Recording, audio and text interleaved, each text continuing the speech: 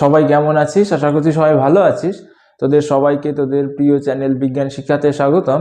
আজকে আমি তোদের ক্লাস 10-এর WBTA টেস্ট পেপারের নতুন একটা ভিডিও নিয়ে এসেছি এবং এই ভিডিওতে আমি তোদের ফিজিক্যাল সায়েন্স বা ভৌত বিজ্ঞানের পেজ 25 নম্বর পেজের যে পেপারটা রয়েছে সেই পেপারটা সলভ করাবো এবং এই ভিডিওতে আমি 1.1 থেকে 1.9 অবধি সলভ করিয়ে দেবো, ঠিক আছে? আর পরের যে বড় প্রশ্নগুলো রয়েছে সেই বড় প্রশ্নগুলো আমি তোদের নেক্সট ভিডিওতে দিয়ে দেব, আমি পরের দিনই আপলোড করে দেব। যাই হোক, এই ভিডিও যদি তোরা মন দিয়ে দেখিস তাহলে আশা করছি তোদের কোনো কনফিউশন থাকবে না এবং আমি বলবো যে পুরো ভিডিওটা দেখতে, এবং এটা একবার রিভিশন দিলেই তোদের সব কনসেপ্ট ক্লিয়ার হয়ে যাবে, ঠিক আছে? নতুন করে আর পড়া লাগবে না। যাই হোক, শুরু করছি তাহলে। আচ্ছা, 1 নম্বরে কি বলছে দেখ, 1.1 দাগে কি বলছে। 1.1 দাগে বলছে যে কয়লা, খনিজ তেল এবং প্রাকৃতিক গ্যাসকে বলা হয় কি বলা হয়? তাহলে আমরা সবাই জানি কয়লা, খনিজ তেল এইগুলো কি করে তৈরি হয়েছিল। মিলিয়নস অফ বছর আগে যেসব প্রাণী ছিল, যেসব উদ্ভিদ ছিল, সেই উদ্ভিদগুলো আস্তে আস্তে করে মাটির নিচে চাপা পড়ে এবং সেইগুলোই বিভিন্ন ধরনের প্রক্রিয়ার মাধ্যমে কয়লাতে পরিণত হয়, তেল গ্যাসে পরিণত হয়, যার জন্যে এইগুলোকে কি বলা হয়? ফসিলস ফুয়েল বা জীবাশ্ম জ্বালানি বলা। এগুলো সোজা এটা। আচ্ছা, 1.2 দাগ দেখ কি বলছে। পি চাপ ও টি তাপমাত্রায় ভি আয়তন হিলিয়াম গ্যাসের অণুর সংখ্যা এক্সটি হলে, এইটুকু পর, পি চাপ টি তাপমাত্রায় ভি আয়তন হিলিয়াম গ্যাসের অণুর সংখ্যা এক্সটি হলে একই চাপ ও একই তাপমাত্রায়। আচ্ছা, পি চাপ ও কি বলেছে? টি তাপমাত্রায় ভি আয়তন, আমরা ভি আয়তন হিলিয়াম গ্যাসের সংখ্যা কত বলা রয়েছে? হিলিয়াম গ্যাসের সংখ্যা বলা হয়েছে এক্সটি। আচ্ছা, এখান থেকে আমরা অ্যাভোগাড্রোর প্রকল্প অনুসারে কি জানি? অ্যাভোগাড্রোর প্রকল্প অনুসারে আমরা জানি একই চাপ এবং একই তাপমাত্রায় সমান আয়তন গ্যাসে সমান সংখ্যক অণু বর্তমান। এটা তো আমরা জানি। আমরা কি জানি? একই চাপ এবং একই তাপমাত্রায় সমান আয়তন গ্যাসে সমান সংখ্যক অণু বর্তমান। তাহলে আমরা তার থেকে বলতে পারি পি চাপ ও টি তাপমাত্রায় ভি আয়তন অক্সিজেন গ্যাসের সংখ্যাও কটা হবে? এক্সটি হবে। কারণ অ্যাভোগাড্রোর সূত্রে উনি বলে দেননি যে একই গ্যাসের কথা। উনি কি বলেছেন যে একই চাপ এবং একই তাপমাত্রায় সমান আয়তন গ্যাসে সমান সংখ্যক অণু থাকে, সমান আয়তন গ্যাসে। এবার উনি এই কথা বলে দেননি সমান আয়তন একই গ্যাসে, উনি বলে দিয়েছেন সমান আয়তন যে কোনো গ্যাসে, সেটা হিলিয়াম হতে পারে বা অক্সিজেন হতে পারে বা নাইট্রোজেন হতে পারে বা যে কোনো গ্যাস হতে পারে। সেই সব গ্যাসে কি থাকবে? সমান সংখ্যক অণু থাকবে। তাহলে এই পি চাপ ও টি তাপমাত্রায় যদি ভি আয়তন হিলিয়াম গ্যাসের সংখ্যা এক্সটি হয়, তাহলে পি চাপ ও টি তাপমাত্রায় ভি আয়তন অক্সিজেনের গ্যাসের সংখ্যাও কটা হবে? এক্সটি হবে। এইবার তোদের প্রশ্নে দেওয়া রয়েছে যে 3V আয়তন অক্সিজেন গ্যাসের, তাহলে ভি আয়তন অক্সিজেন গ্যাসে যদি অণুর সংখ্যা এক্সটি হয় তাহলে কি হবে? 3V আয়তন অক্সিজেনে অণুর সংখ্যা কটা হবে? 3xt হবে। কটা হবে? 3xt। তাহলে 3xt তোদের উত্তর হবে। তাহলে কত দাগ? বি দাগ হবে উত্তর। কত দাগ হবে? বি দাগ উত্তর। খুব সোজা জিনিস। আচ্ছা, এরপরে দেখ কি বলছে, 3 দাগ দেখ। 4 অণু অ্যামোনিয়া দেওয়া রয়েছে, সমান সমান কি দেওয়া রয়েছে? 4 অণু অ্যামোনিয়া সমান সমান 2 অণু নাইট্রোজেন প্লাস 6 অণু হাইড্রোজেন। আচ্ছা দেখ, সমতা করেই দেওয়া রয়েছে, তার কারণ এখানে সমান সমান চিহ্ন দিয়েছে, অর্থাৎ এই পাশে যে কটা নাইট্রোজেন রয়েছে এই পাশেও সে কটা নাইট্রোজেন, এই পাশে যে কটা হাইড্রোজেন এই পাশেও সে কটা হাইড্রোজেন দেওয়া রয়েছে। এইবার ওরা কি বলেছে? বিক্রিয়াতে অ্যামোনিয়া ও নাইট্রোজেনের এসটিপিতে আয়তনের অনুপাত কত হবে? আচ্ছা, এসটিপিতে আয়তনের অনুপাত কত হবে?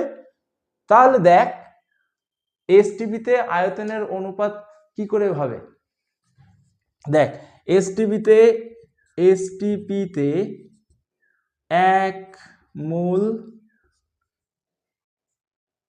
মোল ইকুইভ্যালেন্ট আমরা কি বলতে পারি? 22.4 লিটার। 1 মোল ইকুইভ্যালেন্ট 22.4 লিটার আমরা বলতে পারি। তাহলে এইখানটাতে অ্যামোনিয়ার ক্ষেত্রে কি হবে? অ্যামোনিয়ার ক্ষেত্রে 4 মোল, অর্থাৎ এই পাশে 4 মোল, অতএব 4 মোল অ্যামোনিয়া সমান 22.4 গুণ 4 লিটার অ্যামোনিয়া আমরা লিখতে পারি এটা। আচ্ছা, এইবার কি বলেছে? এইবার বলেছে এই অ্যামোনিয়ার সঙ্গে নাইট্রোজেনের অনুপাত কত হবে। আচ্ছা, এখানে কয় মোল রয়েছে? নাইট্রোজেন 2 মোল। তাহলে 2 মোল নাইট্রোজেন সমান কি লিখতে পারি আমরা? 22.4 গুণ 2 লিটার নাইট্রোজেন। এইবার কি বলেছে? এই অ্যামোনিয়া আর নাইট্রোজেনের আয়তনের অনুপাত বের করো। তাহলে আমরা আয়তন তো পেয়ে গেছি, এইখানটাতে আয়তন পেয়ে গেছি। এবার তাহলে কি? অ্যামোনিয়া বাই নাইট্রোজেন সমান কি হবে? অ্যামোনিয়ার আয়তন 22.4 গুণ 4 বাই 22.4 গুণ 2, নাইট্রোজেনের আয়তন। তাহলে 22.4 গুণ 22.4, 2 আর 2 কেটে গেলে কি হবে? 2 হবে। তাহলে 2/1 হবে। তাহলে অ্যামোনিয়া NH3 নাইট্রোজেন সমান 2:1 হবে। তাহলে 2:1 যেখানটাতে আছে সেটাই হবে। তাহলে এ দাগে আছে, তাহলে এ দাগই হবে উত্তর। দেখ, এবার তোদের মাথায় প্রশ্ন আসতে পারে যে এই 1 মার্কসের প্রশ্ন আমি এত দূর করে করব?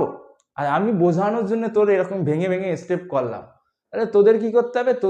তোরা জাস্ট কি করবি? এই অ্যামোনিয়ার মোল, অ্যামোনিয়াতে কত মোল রয়েছে এবং নাইট্রোজেনে কত মোল রয়েছে সেটার অনুপাত বের করলেই কি হয়ে যাবে? এই 2:1 অনুপাত বেরিয়ে যাবে। ঠিক আছে, মুখে মুখে করতে পারবি। আমি তো তোদের বোঝানোর জন্য এত বড় করে করলাম। এটা হলো রাইট প্রসেস। কিন্তু তোর পরীক্ষার হলে এত প্রসেস করা লাগবে না। জাস্ট কি করবি? মোল যেটা দেওয়া রয়েছে সেই মোলের অনুপাত বের করবি, তাহলেই হয়ে যাবে। সবার ক্লিয়ার এটা? আচ্ছা, এইবার কি বলেছে? উষ্ণতা বৃদ্ধি করলে তরলের কি হয়? দেখ, ভালো করে, সুন্দর প্রশ্ন। দেখ, এইখানটাতে মনে কর আমি একটা কি নিলাম? বাক্স নিলাম। যেই বাক্সর বাইরে কোনো ছিদ্র নেই, এর মধ্যে কিছু পরিমাণ গ্যাস রয়েছে। গ্যাস রয়েছে। ঠিক আছে, এইবার এই বাক্সের বাইরে কিন্তু কোনো কি নেই? ছিদ্র নেই। এইবার যদি তুই পিছন থেকে কি দিয়ে দিস? পিছন থেকে টেম্পারেচার দিয়ে দিস, বাড়িয়ে দিস, তাহলে কি করবে? এই গ্যাসের অণুগুলো এই দেওয়াল বরাবর প্রেসার দেবে তো বাইরে বেরোনোর জন্য। গ্যাসের অণুগুলো কি করবে? দেওয়াল বরাবর প্রেসার দেবে বাইরে বেরোনোর জন্য। অর্থাৎ কি হবে? দেওয়ালের উপর প্রেসার দিচ্ছে মানে কি? প্রেসার বেড়ে যাচ্ছে। কি যাচ্ছে? প্রেসার বেড়ে যাচ্ছে। আচ্ছা, এরা কিন্তু প্রেসারের কথা বলেনি। এরা কিছু বলেছে? উষ্ণতা বৃদ্ধি করলে আয়তন আর ঘনত্বের কথা বলেছে। ঠিক আছে, এইবার মনে কর এই যে আমি যে ইয়েটা বানিয়েছিলাম, মানে চলে যে বাক্সটা নিয়েছিলাম, এই বাক্সটা মনে কর এরকমের। ঠিক আছে, কেমন বাক্স? বাক্সের উপরে যদি প্রেসার দেওয়া হয় তাহলে এই অংশটা কি হতে পারে? মুভ করতে পারে। এই অংশটা ওপর নিচেই মুভ করতে পারে। বুঝতে পেরেছিস? এই যে ডানটি দিয়েছি, এই ডানটি এরকম নিচেও চলে যেতে পারে, আবার উপরেও যেতে পারে। যখনই কি হবে? যখনই আমি এখান থেকে তাপ দেব, তখনই কি হবে? এই যে যন্ত্রটা আমি বানিয়েছি এইখানটাতে, এটার উপরেও তো তাপ পড়বে, এটার উপরেও কি হবে? প্রেসার ক্রিয়েট করবে। তাহলে এটা কি হবে? ও আগে যে পজিশনে ছিল তার থেকে উপরের দিকে উঠে যাবে। তাহলে প্রথমে কি ছিল? প্রথমে ওর আয়তন যা ছিল, আয়তন মনে কর ভি ছিল। তাহলে এটা যদি ওপরের দিকে উঠে যায়, প্রথমে এতটুকু ছিল। প্রথমে এই যে বাক্সের আয়তন ছিল এতটুকু। তারপরে এটা যদি ওপরের দিকে উঠে যায়, প্রথমে এতটুকু ছিল, তাহলে কি হবে, এত বড় হয়ে যাবে। মনে করো এইখানটাতে চলে আসলো, এইখানটাতে চলে আসলে অর্থাৎ কি হলো, ওর আয়তন বেড়ে গেল। তাহলে আমরা যদি তাপ প্রয়োগ করি তাহলে কি হবে, আয়তন বেড়ে যাবে। আর কি হবে, আর আয়তন যদি বেড়ে যায় কোনো জিনিসের, তার ঘনত্ব অবভিয়াসলি কমে যাবে, তাই না? কোনো জিনিসের আয়তন যদি বাড়িয়ে দিই তাহলে কি হবে, আমরা কি জানি, রো সমান সমান m/v। তাহলে কি ঘনত্ব আর এটা কি, ঘনত্ব আর আয়তন পরস্পরের ব্যস্তানুপাতিক। অর্থাৎ যদি আমি আয়তন বাড়িয়ে দিই তাহলে ঘনত্ব কি হয়ে যাবে, কমে যাবে। তাহলে আয়তন বেড়ে যাবে, ঘনত্ব কমে যাবে, এটা হবে উত্তর। আয়তন বাড়ে, ঘনত্ব কমে, তাহলে সি দাগ হবে উত্তর। এবারে 1.5 দেখ কি বলছে, কোনো উত্তল লেন্স থেকে 30 সেন্টিমিটার দূরে বস্তু রাখলে লেন্স থেকে 30 সেন্টিমিটার দূরে সদ্বিম্ব গঠিত হয়। আচ্ছা, আমি মুছছি না, আমি এইখানটাতেই এঁকে তোদের দেখাচ্ছি। মুছতেই হবে, ঠিক আছে, না মুছলে হবে না, মুছতেই হবে। আচ্ছা, তোদের যাদের টোকার তারা কি করে নিবি, স্ক্রিনশট দিয়ে নিতে পারিস। আমি মুছে দিচ্ছি এখান থেকে এটুকু। তোদের যাদের স্ক্রিনশট দেওয়ার তারা স্ক্রিনশট দিয়ে নিতে পারিস। আচ্ছা, এবার দেখ কি আছে, একটা উত্তল লেন্স রয়েছে, তাই তো? এরকমের একটা কি রয়েছে, উত্তল লেন্স রয়েছে। এই উত্তল লেন্সের কি রয়েছে, এটা মনে কর প্রধান অক্ষ। এবার উত্তল লেন্সের কি থাকবে, ফোকাস থাকবে কটা, দুই পাশে দুটো ফোকাস থাকবে, যাকে f1 আর f2 দিয়ে প্রকাশ করলাম। আর এই উত্তল লেন্সের বক্রতার কেন্দ্র থাকবে, এটাকে C1, দুটো থাকবে, C1 আর C2, এই দুটো বক্রতার কেন্দ্র থাকবে, আমরা এটা জানি। এবার আমরা একটা জিনিস জানি, যদি কখনো এই বক্রতার কেন্দ্রের উপরে কোনো বস্তু থাকে, সেই বস্তুর থেকে আলোক রশ্মি এই লেন্সের উপরে আপতিত হলে কোথায় গিয়ে তৈরি হয়, এই বস্তুর প্রতিবিম্ব? এই পাশে যে বক্রতার কেন্দ্র থাকে সেই বক্রতার কেন্দ্রেই কিন্তু প্রতিবিম্ব গঠিত হয়। এটা তোরা সবাই জানিস, না জানলে কি করবি, এখন মুখস্থ রাখতে হবে। কি করতে হবে, মুখস্থ রাখতে হবে, কারণ এখন তো আর অত বোঝার টাইম নেই। এখন কি আর বোঝার টাইম আছে? এখন তো পরীক্ষা চলে এসছে, ঠিক আছে? এই জায়গায় গিয়ে মিলিত হবে, এটা হবে চিত্র, ঠিক আছে? আমরা কি জানি, আমরা জানি কোনো উত্তল লেন্সের যদি বক্রতার কেন্দ্রের ওপরে কোনো বস্তু থাকে, সেই বস্তুর থেকে আলোক রশ্মি যাওয়ার পরে কোথায় গিয়ে মিলিত হয়, লেন্সের আরেকটা বক্রতার কেন্দ্রে গিয়েই মিলিত হয়।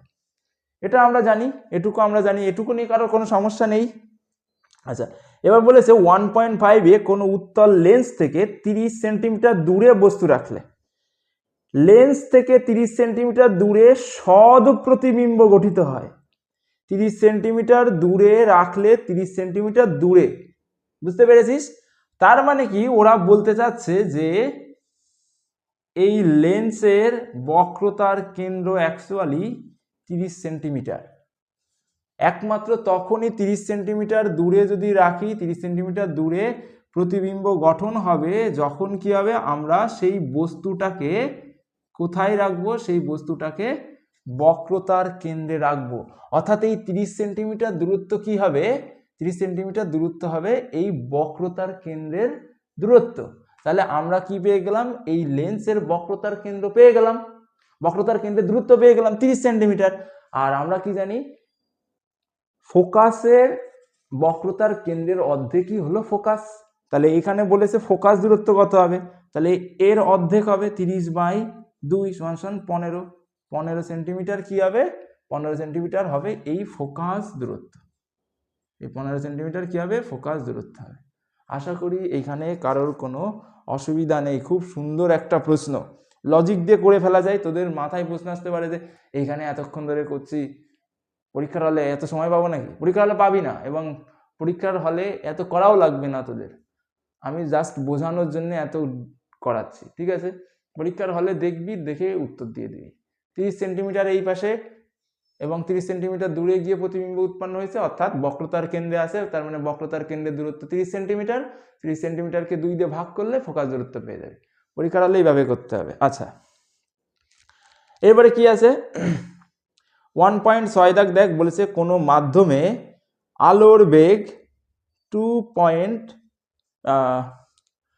গুণ 10⁸ মিটার পার সেকেন্ড হলেও ওই মাধ্যমের প্রতিসরাঙ্ক। কোনো মাধ্যমের প্রতিসরাঙ্ক মিউ সমান সমান, আমরা কি জানি, মিউ সমান সমান ওই মাধ্যমে আলোর বেগ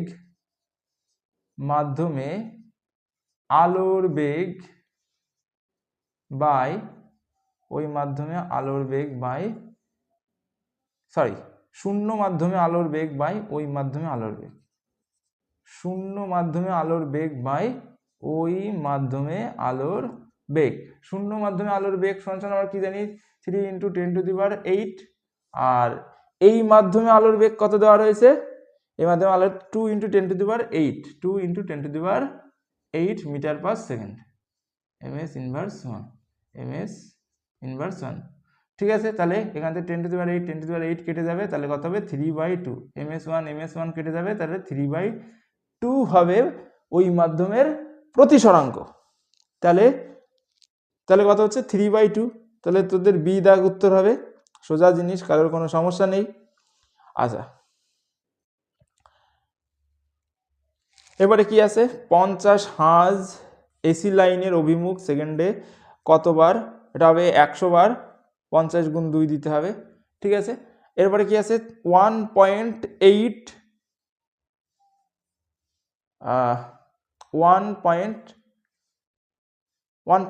দেখ, 1.8-এ কি বলছে, 1.8-এ বলছে যে একটা সংস্থা দেওয়া রয়েছে, এরকম একটা সংস্থা দেওয়া রয়েছে, ঠিক আছে? এটার তুল্য রোধ কত আমাদের বের করতে হবে। তাহলে এই দুটো কিসে রয়েছে, এই দুটো কিসে রয়েছে, এই দুটো কেমন সমবায়ে আছে, সমান্তরাল সমবায়ে রয়েছে। আর এটা কি সমবায়ে আছে, এই সমান্তরাল সমবায়ের সঙ্গে এটা শ্রেণী সমবায়ে রয়েছে। তাহলে এটার মান কত দেওয়া রয়েছে, এটার মান 3 আর এটার মান 6 ওহম, আর এটার মান কত দেওয়া আছে 2 ওহম।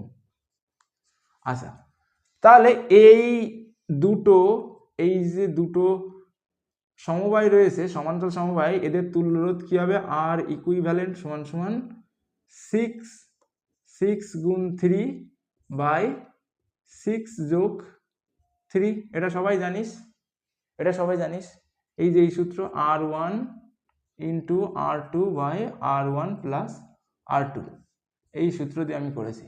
আচ্ছা, তাহলে কত হচ্ছে, এখানটাতে এদের তুল্যরোধ হচ্ছে 318 392 2 ওহম। তাহলে এদের তুল্যরোধ কত হচ্ছে 2 ওহম হচ্ছে।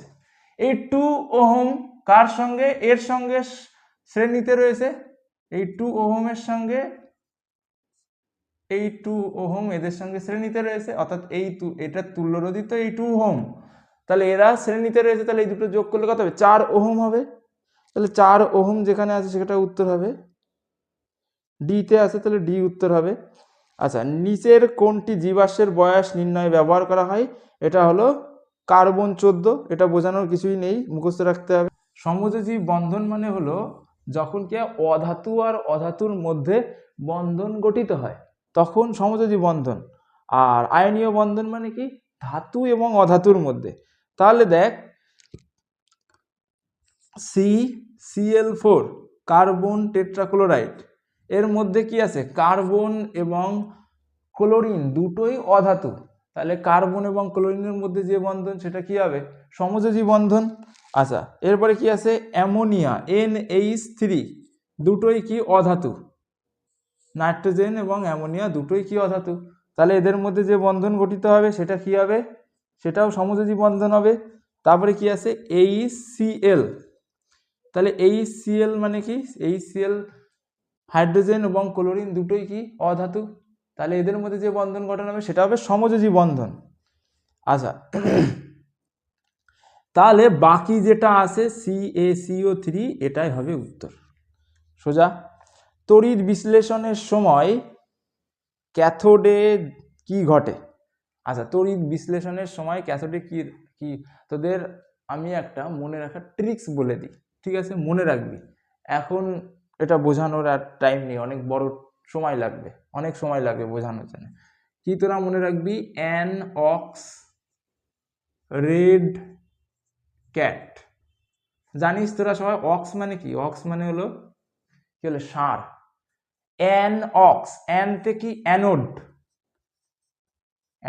অ্যানে অ্যানোড, আর অক্সে oxidation, oxide O X A D A T I O N. তাহলে অ্যানোডে অক্সিডেশন, অক্সিডেশনের বাংলা হলো জারণ। আর রেড ক্যাট, রেড মানে কি? রেড মানে রিডাকশন, রিডাকশন মানে কি? বিজারণ। আর ক্যাট মানে কি? ক্যাথোড। তাহলে ক্যাথোডে কি হবে? ক্যাথোডে বিজারণ। তাহলে অ্যানোডে জারণ, ক্যাথোডে বিজারণ, সোজা জিনিস। তাহলে সেটাই দিবি, উত্তর দিবি। মনে রাখার ট্রিক্স বলে দিলাম। তারপরে কি আছে, কপার সালফেটের জলীয় দ্রবণে অতিরিক্ত পরিমাণ অ্যামোনিয়া যোগ করলে গাঢ় নীল হবে, মুখস্থ রাখতে হবে। তীব্র ইলেকট্রো পজিটিভ ধাতু নিষ্কাশনে ব্যবহৃত হয়। আচ্ছা, তীব্র, তোদের বইয়ে একটা কি দেওয়া আছে, একটা শ্রেণী দেওয়া আছে, তড়িৎ রাসায়নিক শ্রেণী, তাই না? কাদের তড়িৎ ধনাত্মকতা বেশি এবং কাদের তড়িৎ ধনাত্মকতা কম, তার উপর একটা শ্রেণী দেওয়া আছে, তাই তো? K C A N A M G A L, K C A N A M G A L, এরকম করে মুখস্থ রাখবি। K C A N A M G A L, Z N F E S N P B, Z N F E S N P B, H C U. তারপরে কি আছে? তারপরে আছে AG, সম্ভবত এজি, অথবা যাই হোক, এখানে এজি ইউ আছে। তাহলে দেখ, এই যে শ্রেণীটা লিখলাম তড়িৎ ধনাত্মক শ্রেণী, K C A N A M G A L, বুঝতে রাখবি, K C N A M G L, Z N F E S N P B, এই দুটো ইম্পর্টেন্ট, ঠিক আছে? এই দুটোটা সবথেকে বেশি ইম্পর্টেন্ট। আচ্ছা, এই যে শ্রেণী, এই শ্রেণীটা লিখলাম, এটা হলো তড়িৎ রাসায়নিক, কি বলে, তড়িৎ রাসায়নিক শ্রেণী। এই শ্রেণীতে যারা ওপরের দিকে থাকে তাদের তড়িৎ ধনাত্মকতা বেশি। তড়িৎ ধনাত্মকতা বেশি মানে কি, সে যদি কারোর সঙ্গে যুক্ত হয় তাকে সহজেই আলাদা করতে পারবি না, ঠিক আছে? যেরকম দেখবি যে কারোর যে সম্পর্ক, কি প্রেমের সম্পর্ক খুব শক্তিশালী হয়, যার কারণে সহজেই ভাঙা যায় না। আবার কারোর কাছে এক ঘুষি মারলে কি যায়, তাদের ব্রেকআপ হয়ে যায়। তাহলে এই ওপরের শ্রেণীতে যারা রয়েছে কেসিএ এনএমজিএল, এদের সেই ইমোশনাল শক্তিটা অনেক বেশি, যার কারণে এদের এক ঘুষিতে কি করা যায় না, আলাদা করা যায় না। আর যাদেরকে এক ঘুষি মেরে আলাদা করা যায় না, তাদেরকে কি করতে হয়, তাদেরকে কি করতে হয়, তড়িৎ বিশ্লেষণের সাহায্য নিতে হয় আলাদা করার জন্য, বা তড়িৎ বিজারণ পদ্ধতি নিতে হয়। তাহলে কি হবে, তড়িৎ বিজারণ পদ্ধতি নিতে হয় তাদেরকে আলাদা করার জন্য। তাহলে দেখ, এইখানকার যে মৌলটা রয়েছে, ওরা কি বলেছে, তীব্র ইলেকট্রোপজিটিভ। তাহলে এইগুলো সব তীব্র ধনাত্মক ধর্মী, এইগুলো সব তীব্র ধনাত্মক ধর্মী। তাহলে এদের শক্তি অনেক বেশি, আরেকজনের সঙ্গে যুক্ত হওয়ার, এদেরকে সহজে আলাদা করা যায় না, তার জন্য এদেরকে আলাদা করতে কি করে, তড়িৎ বিজারণ পদ্ধতির মাধ্যমে। সবার ক্লিয়ার? আচ্ছা, তারপরে কি আছে, কোনটি অ্যাসিটিলিনের আইইউপিএসি নেম? অ্যাসিটিলিন, অ্যাসিটিলিনের সংকেত কি, C2H2, C2H2 কে যদি লিখিস এইভাবে করে, তাহলে CH ট্রিপল বন্ড CH, এটাই কি অ্যাসিটিলিনের সংকেত। তাহলে এর আইইউপিএসি নাম কি হবে, দুটো কার্বন আছে তার জন্য কি লিখবো, ইথ, এবং তিনখানা বন্ধন আছে তার জন্য নাম কি দেব, আইন। আইন নাম দেবো, তাহলে কি হবে? ইথাইনের নাম হবে ইথাইন। তাহলে কি হবে? ইথাইন। উত্তর বি হবে। আচ্ছা, বায়ুমণ্ডলের কোন স্তরে মেরুজ্যোতি দেখা যায়? এগুলো সবাই জানিস, থার্মোস্ফিয়ারে, তাই তো। বায়ুমণ্ডলের কোন স্তরে টেলি যোগাযোগ ব্যবস্থায় অপরিহার্য? থার্মোস্ফিয়ার, সোজা। পুনর্নবীকরণযোগ্য দুটি শক্তির উৎসের নাম লেখো। পুনর্নবীকরণযোগ্য শক্তি কোনগুলো? যেই শক্তিকে বারবার ব্যবহার করার পরেও কি হয় না, শেষ হয়ে যায় না, যেরকমের সোলার এনার্জি বা সৌরশক্তি। সৌরশক্তিকে তুই যতই ব্যবহার করিস কোনোদিন শেষ হবে নাকি? শেষ হবে না। তারপরে জোয়ার ভাটার শক্তি, যতদিন কি আছে সমুদ্র আছে এবং চন্দ্র রয়েছে, চন্দ্র সূর্য এবং সমুদ্র আছে, ততদিন জোয়ার ভাটা চলবে। তাহলে জোয়ার ভাটার শক্তিকে কখনো কি করা যাবে না। ওর থেকে আমরা যে শক্তি, যে বিদ্যুৎ উৎপন্ন করব, তাহলে সেটা কি হবে? সেটাও পুনর্নবীকরণযোগ্য দুটি শক্তি হবে। অথবা কিসের শক্তি বলতে পারিস? বায়ু শক্তি, এটাও কি পুনর্নবীকরণযোগ্য শক্তি। আচ্ছা, এবার কি বলেছে যে 2.3 দাগ দেখ, বাস্তব গ্যাসের অণুগুলির সসীম আয়তন আছে, এটা আদর্শ গ্যাস থেকে বিচ্যুতির একটি কারণ। আচ্ছা দেখ, আমরা কি জানি? আমরা জানি দুই ধরনের গ্যাস রয়েছে, একটা হলো আদর্শ গ্যাস, একটা হলো বাস্তব গ্যাস। আচ্ছা, গ্যাসকে নিয়ে কখনো যদি আমরা কাজ করতে চাই তখন কি করতে হবে? তখন আমাদের একটা পাত্রের মধ্যে নিতে হবে। আমি এখানটাতেও ঠিক সেরকমেরই একটা পাত্র নিয়েছি, কিন্তু সেটা একটা বদ্ধ পাত্র। এইবার এই পাত্রের মধ্যে মনে কর কি আছে? আদর্শ গ্যাস রয়েছে। কি রয়েছে? আদর্শ গ্যাস রয়েছে। এরকমের অনেকগুলো আদর্শ গ্যাস রয়েছে। এই যে পয়েন্ট পয়েন্ট দিয়ে আমি প্রকাশ করলাম, এইগুলো হলো এক একটা আদর্শ গ্যাস। এইবার আদর্শ গ্যাসের সংজ্ঞাতে বলছে যে এই যে বিন্দু পয়েন্টটা আমি দিয়েছি না, এই বিন্দুটা এতটাই ছোট আদর্শ গ্যাসের ক্ষেত্রে যে তুই কি করতে পারবি না, এটা এতটাই ছোট যে এদের আয়তনকে নগণ্য ধরা যায়। আয়তন যে নেই ধরা হয়, ঠিক আছে? আয়তন নেই এদের, এমনই ছোট। এই যে বাক্সটা বা যে আয়তনের পাত্র নিয়েছি, সেই পাত্রের তুলনায় এতটাই ছোট, একে কি করে? নেই বলে ধরা হয়। কিন্তু এই পাত্রের মধ্যেই যদি আমি একটা কি বাস্তব গ্যাস নিয়ে নিই, মনে কর এই একটা বাস্তব গ্যাস, এই বড় বড় যে দানা দানা আঁকছি এইগুলো হলো এক একটা বাস্তব গ্যাস, ঠিক আছে? তাহলে এই বাস্তব গ্যাসের ক্ষেত্রে কি হয়? এই বাস্তব গ্যাসের ক্ষেত্রে আয়তন কিন্তু, এই বাস্তব গ্যাসের ক্ষেত্রে আয়তন কিন্তু কি বলে? এই আদর্শ গ্যাসের মতো এতটাও ক্ষুদ্র নয়।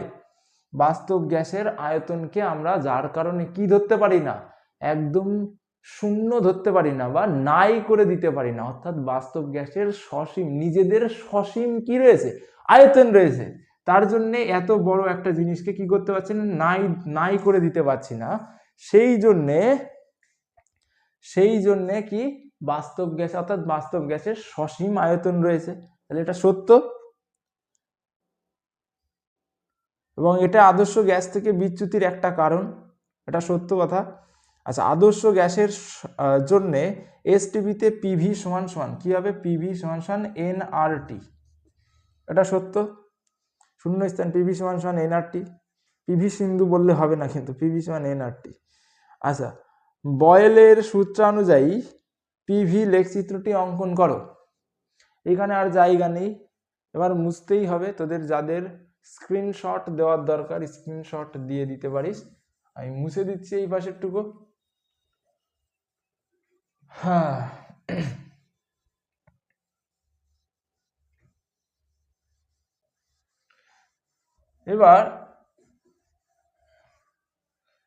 এবার কি বলছে? পিভি সমান সমান আমরা কি জানি? পিভি সমান সমান কনস্ট্যান্ট বা ধ্রুবক। পিভি সমান সমান ধ্রুবক, এটা জানি তো। পিভি সমান সমান ধ্রুবক, অর্থাৎ পিভি এর মান পি গুণ ভি এর মান সবসময় কি হবে, ধ্রুবক হবে, একটা নির্দিষ্ট মান। আমরা যদি এই ধ্রুবক মানটাকে কি করি, একটা লেখচিত্রে বসাই, এটা হলো ওয়াই অক্ষ, এটা হলো এক্স অক্ষ। এটা যদি লেখচিত্রে বসাই, আমরা যদি ওয়াই অক্ষে পিভি এর মান নিই, ওয়াই অক্ষে পিভি এর মান নিই, তাহলে আমরা কি জানি, আমরা জানি পিভি সমান সমান ধ্রুবক। যেহেতু পিভি সমান সমান ধ্রুবক, সেহেতু আমরা এক্স এর যে মানই নিই না কেন, সেই মানের ক্ষেত্রে পিভি এর মান তো নির্দিষ্ট হবে। মনে কর আমরা এক্স এর মান নিলাম 1, মনে কর এক্স এর মান নিলাম 1, আর এই পিভি এর মান মনে কর কত আছে, 5 দেওয়া আছে। তাহলে পিভি এর মান যেহেতু ধ্রুবক, তাহলে এক্স এর যে কোনো মানের জন্য, এখানে যদি এক্স এর মান যদি আমি কত নিই, 10 নিই, তাহলে সেই 10-এর ক্ষেত্রেও তো পিভি এর মান কত হবে, 5ই হবে। এক্স এর মান যদি মনে কর আমি 15 নিই, সেই 15-এর ক্ষেত্রেও তো পিভি এর মান 5ই হবে, যেহেতু পিভি এর মান ধ্রুবক। তাহলে এক্স এর যে কোনো মানের জন্য পিভি এর মান ধ্রুবক। তাহলে কি হবে, যাই নিই না কেন এই পিভি এর মান ধ্রুবক বলে, এই রশ্মিটা মানে আমরা যে লেখটা অঙ্কন করব, সেই লেখটা কি হবে, এই পিভি এর মান ধ্রুবক হওয়ার কারণে এটা এক্স অক্ষের সমান্তরাল হবে, তাই তো, এটাই তো নিয়ম। তাহলে আমাদের কি বলেছে, আমাদের বলেছে পিভি এর সঙ্গে ভি এর লেখচিত্র অঙ্কন করো। পিভি এর সঙ্গে কিসের, ভি এর লেখচিত্র অঙ্কন করতে হবে। তাহলে ভি এর লেখচিত্র অঙ্কন করতে হলে কি করতে হবে, তাহলে আমরা এক্স বরাবর কি নিয়েছিলাম, যে কোনো মান নিয়েছিলাম। এইবার যে কোনো বোঝার জন্য যে কোনো মান নিয়েছিলাম, এইবার মনে কর এই মানগুলোকে আমি মুছে দিলাম। আমি কি নিলাম, ওরা যেহেতু ভি এর মান নির্ণয় করতে বল, ভি এর সঙ্গে পিভি এর সম্পর্ক, তাহলে এক্স বরাবর ভি নিয়ে নিলাম। তাহলে ভি এর যে কোনো মানের জন্য পিভি এর মান ধ্রুবক, ধ্রুবকের জন্য কি হবে, পিভি এর মান যেহেতু ধ্রুবক, সেহেতু ভি এর যে কোনো মানের জন্য পিভি একই হবে। আমি প্রথমে কি নিয়েছিলাম, প্রথমে 5 নিচ্ছিলাম, তাহলে এটা যদি 0 হয়, তাহলে এখান থেকে এইটুকের দূরত্ব কত হবে, 5 হবে। 1 ভি এর যদি মান 1 হয়, তার জন্যও কি হবে, তার জন্যও পিভি এর মান 5 হবে। ভি এর মান যদি 10 হয়, তার জন্যও কি পিভি এর মান, তার জন্য পিভি এর মান 5 হবে। ভি এর মান যদি 15 হয়, তার জন্যও পিভি এর মান কত হবে, 5 হবে। সব মানের জন্য 5 হবে, অর্থাৎ ধ্রুবক হবে। ঠিক আছে, 5 তো আমি বোঝানোর জন্য বললাম, পিভি এর মান তো 10ও হতে পারে, তাই না। তাহলে কি হবে, লেখচিত্রটা এক্স অক্ষের সমান্তরাল হবে। আশা করি সবাই এটুকু বুঝতে পেরেছিস। তাপের সুপরিবাহী একটি তরল পদার্থের উদাহরণ দাও। তাপের সুপরিবাহী একটা সব থেকে বেস্ট হলো মার্কারি। মার্কারি কি থার্মোমিটারের মধ্যে থাকে, দেখেছিস তো, জ্বর মাপার জন্য একটুখানি তাপমাত্রা গরম, একটুখানি গায়ের তাপমাত্রা গরম হলেই কি হয়ে যায়, একদম থার্মোমিটারের যে পারদ থাকে সেই পারদ চরচর করে বেড়ে যায়, তাই না। অর্থাৎ ও সামান্যতম তাপকেও সেন্স করতে পারে। তাহলে তাপের সুপরিবাহী একটি তরল পদার্থের নাম কি, মার্কারি। আচ্ছা, এবার কি, এক ব্যক্তি তিনি বহুতল বাড়ির পূর্ণাঙ্গ প্রতিবিম্ব একটি ছোট দর্পণে দেখতে চান, তাহলে কোন দর্পণ নিতে হবে, উত্তল দর্পণ নিতে হবে। কারণ আমরা কি জানি, উত্তল দর্পণের মধ্যে সব জিনিসকে কি করা যায়, উত্তল দর্পণের মধ্যে সব জিনিসকে ছোট করে এক জায়গায় দেখতে পাওয়া যায়, ছোট করে এক জায়গায় দেখতে পাওয়া যায়, তাই না। তার জন্যই তো ভিউ ফাইন্ডারে উত্তল দর্পণ ব্যবহার করা হয়। ভিউ ফাইন্ডারে উত্তল দর্পণ ব্যবহার করার একটা কারণ হলো, আশেপাশে যত বস্তু রয়েছে, মানে গাড়ির যে ভিউ ফাইন্ডার রয়েছে, গাড়ির ভিউ ফাইন্ডারে পিছনের দিকে যত গাড়ি ফাড়ি আছে, সব গাড়িকে ওই ছোট্ট দর্পণের মধ্যে দেখতে পাওয়া যাচ্ছে। তার জন্যই তো উত্তল দর্পণ ব্যবহার করছে, তাই না। যদি উত্তল দর্পণ না ব্যবহার করতো, তাহলে তো ছোট করে দেখা যেত না, সব জিনিসকে এক জায়গায় দেখা যেত না, তাহলে ছোট ছোট করে দেখতে পাওয়া যায় কোথায়, উত্তল দর্পণে। আচ্ছা, তারপরে কি আছে, অবতল দর্পণের প্রধান অক্ষের সমান্তরাল আলোক রশ্মি কি রূপে প্রতিফলিত হয়। তাহলে অবতল দর্পণের প্রধান অক্ষের সমান্তরাল আলোক রশ্মি কি হবে? সমান্তরাল আলোক রশ্মি কি হবে? কোথায় গিয়ে মিলিত হবে? পিছনের দিকে যদি পাড়া লাগিয়ে দিই তাহলে কোথায় গিয়ে মিলিত হবে? ফোকাসে গিয়ে মিলিত হবে, তাই তো? এই হলো একটা অবতল দর্পণ, এটা হলো অবতল দর্পণের বক্রতার কেন্দ্র, এটা হলো মনে কর ফোকাস, এটা হলো বক্রতার কেন্দ্র, এটা মনে কর ফোকাস। ফোকাসে F1 দিলাম, তাহলে এটা হলো সি। আচ্ছা, এই অবতল দর্পণের উপর যদি একগুচ্ছ সমান্তরাল আলোক রশ্মি পড়ে, সেই আলোক রশ্মি কি হবে? সেই আলোক রশ্মি ফোকাসে গিয়ে মিলিত হয়ে যাবে। কি হবে? ফোকাসে গিয়ে মিলিত হবে। সোজা জিনিস, সবাই পারবি। আচ্ছা, সাদা আলোর বিশুদ্ধ বর্ণালীর প্রান্তিক বর্ণ দুটি কি কি? তাহলে সাদা আলো কি? প্রিজমের মধ্যে দিয়ে যদি কোনো সাদা আলো যায়, সেই সাদা আলো 7খানা বর্ণে এরকমের 1 2 3 4 5 1 2 3 4 5 এই মনে কর 6 মনে কর 7খানা বর্ণে ভেঙে যায়। তাহলে 7খানা বর্ণের কি কি থাকে? বে, নি, আ, স, হ, ক, লা। তাহলে প্রান্তিক বর্ণ দুটো বলেছে। প্রান্তিক বর্ণ কি? এই প্রান্ত আর এই প্রান্তের বর্ণ। তাহলে বেগুনি আর লাল হবে প্রান্তিক বর্ণ। ঠিক আছে, কি হবে? বেগুনি আর লাল। এবারে কি আছে? আর্থিং তার সর্বদা ভূ সংলগ্ন করা হয় কারণ পৃথিবীর বিভব শূন্য। পৃথিবী কি? পৃথিবী অনেক বড় একটা জায়গা। সেই বড় জায়গাতে যদি কেউ সামান্য পরিমাণ বিভব দেয়, তাতে করে সামান্য পরিমাণ কি বলে চার্জ দেয় বা আহিত করে, বা তার মধ্যে প্লাস বা মাইনাস আদান দেয়, তাতে পৃথিবীর কোনো ফারাক পড়বে? মনে কর এরকম করে ভাব, তুই মনে কর আম্বানিকে গিয়ে 200 টাকা দিলি, তাতে কি আম্বানির সেই বিশাল ওয়েলথের কোনো ফারাক পড়বে? অথবা আম্বানির কাছ থেকে তুই যদি 200 টাকা নিয়ে আসিস, তাতে কি আম্বানির ওয়েলথ কমে যাবে? কিছুই হবে না, কিছু কোনোই ফারাক পড়বে না। অর্থাৎ যার অনেক বেশি আছে তার থেকে সামান্য পরিমাণ নিয়ে নিলে বা তার থেকে সামান্য পরিমাণ দিলে তার কিছু যায় আসে না। সেই জন্যে কি করা হয়? পৃথিবীর বিভব সর্বদা শূন্য ধরে নেওয়া হয়। ঠিক আছে? কেন শূন্য ধরে হয়? কারণ পৃথিবীকে সামান্য পরিমাণ আধান দিলেও পৃথিবীর কিছু হয় না, বিভবের কোনো পরিবর্তন হয় না, মানে বিভবই হয় না। ঠিক আছে? আধান দিলে তার জন্য শূন্য ধরে নেওয়া হয়। 3 পিন প্লাগের মোটা পিনটি কি? মোটা পিনটি হলো আর্থ পিন। আচ্ছা, ফ্লেমিং এর বামহস্ত নিয়মে চৌম্বক ক্ষেত্রের মধ্যবর্তী কোণ। ফ্লেমিং এর নিয়মে ফ্লেমিং কি বলেছিলেন? যদি তোমার বাঁ হাতের তর্জনী মধ্যমা এবং বৃদ্ধা অঙ্গুষ্ঠ, এই যে রকমের করে, এটা হলো তর্জনী, মধ্যমা এবং বৃদ্ধা অঙ্গুষ্ঠ পরস্পরের 90 ডিগ্রি করে যদি সামনের দিকে বাড়িয়ে দাও, তাহলে কত ডিগ্রি করে বাড়াতে হবে? 90 ডিগ্রি। তাহলে এবং যদি কি করা হয়? যদি তর্জনীকে তড়িৎ ক্ষেত্রের চৌম্বক এবং মধ্যমাকে চৌম্বক ক্ষেত্রের অভিমুখ হিসেবে, তাহলে এটা কি হবে? বলের দিক। আচ্ছা, তাহলে কি হবে? এদের মাঝে কত ডিগ্রি কোণ হবে? 90 ডিগ্রি কোণ হবে। এরকম করে বাড়াতে বলেছে। তুমি কি করো?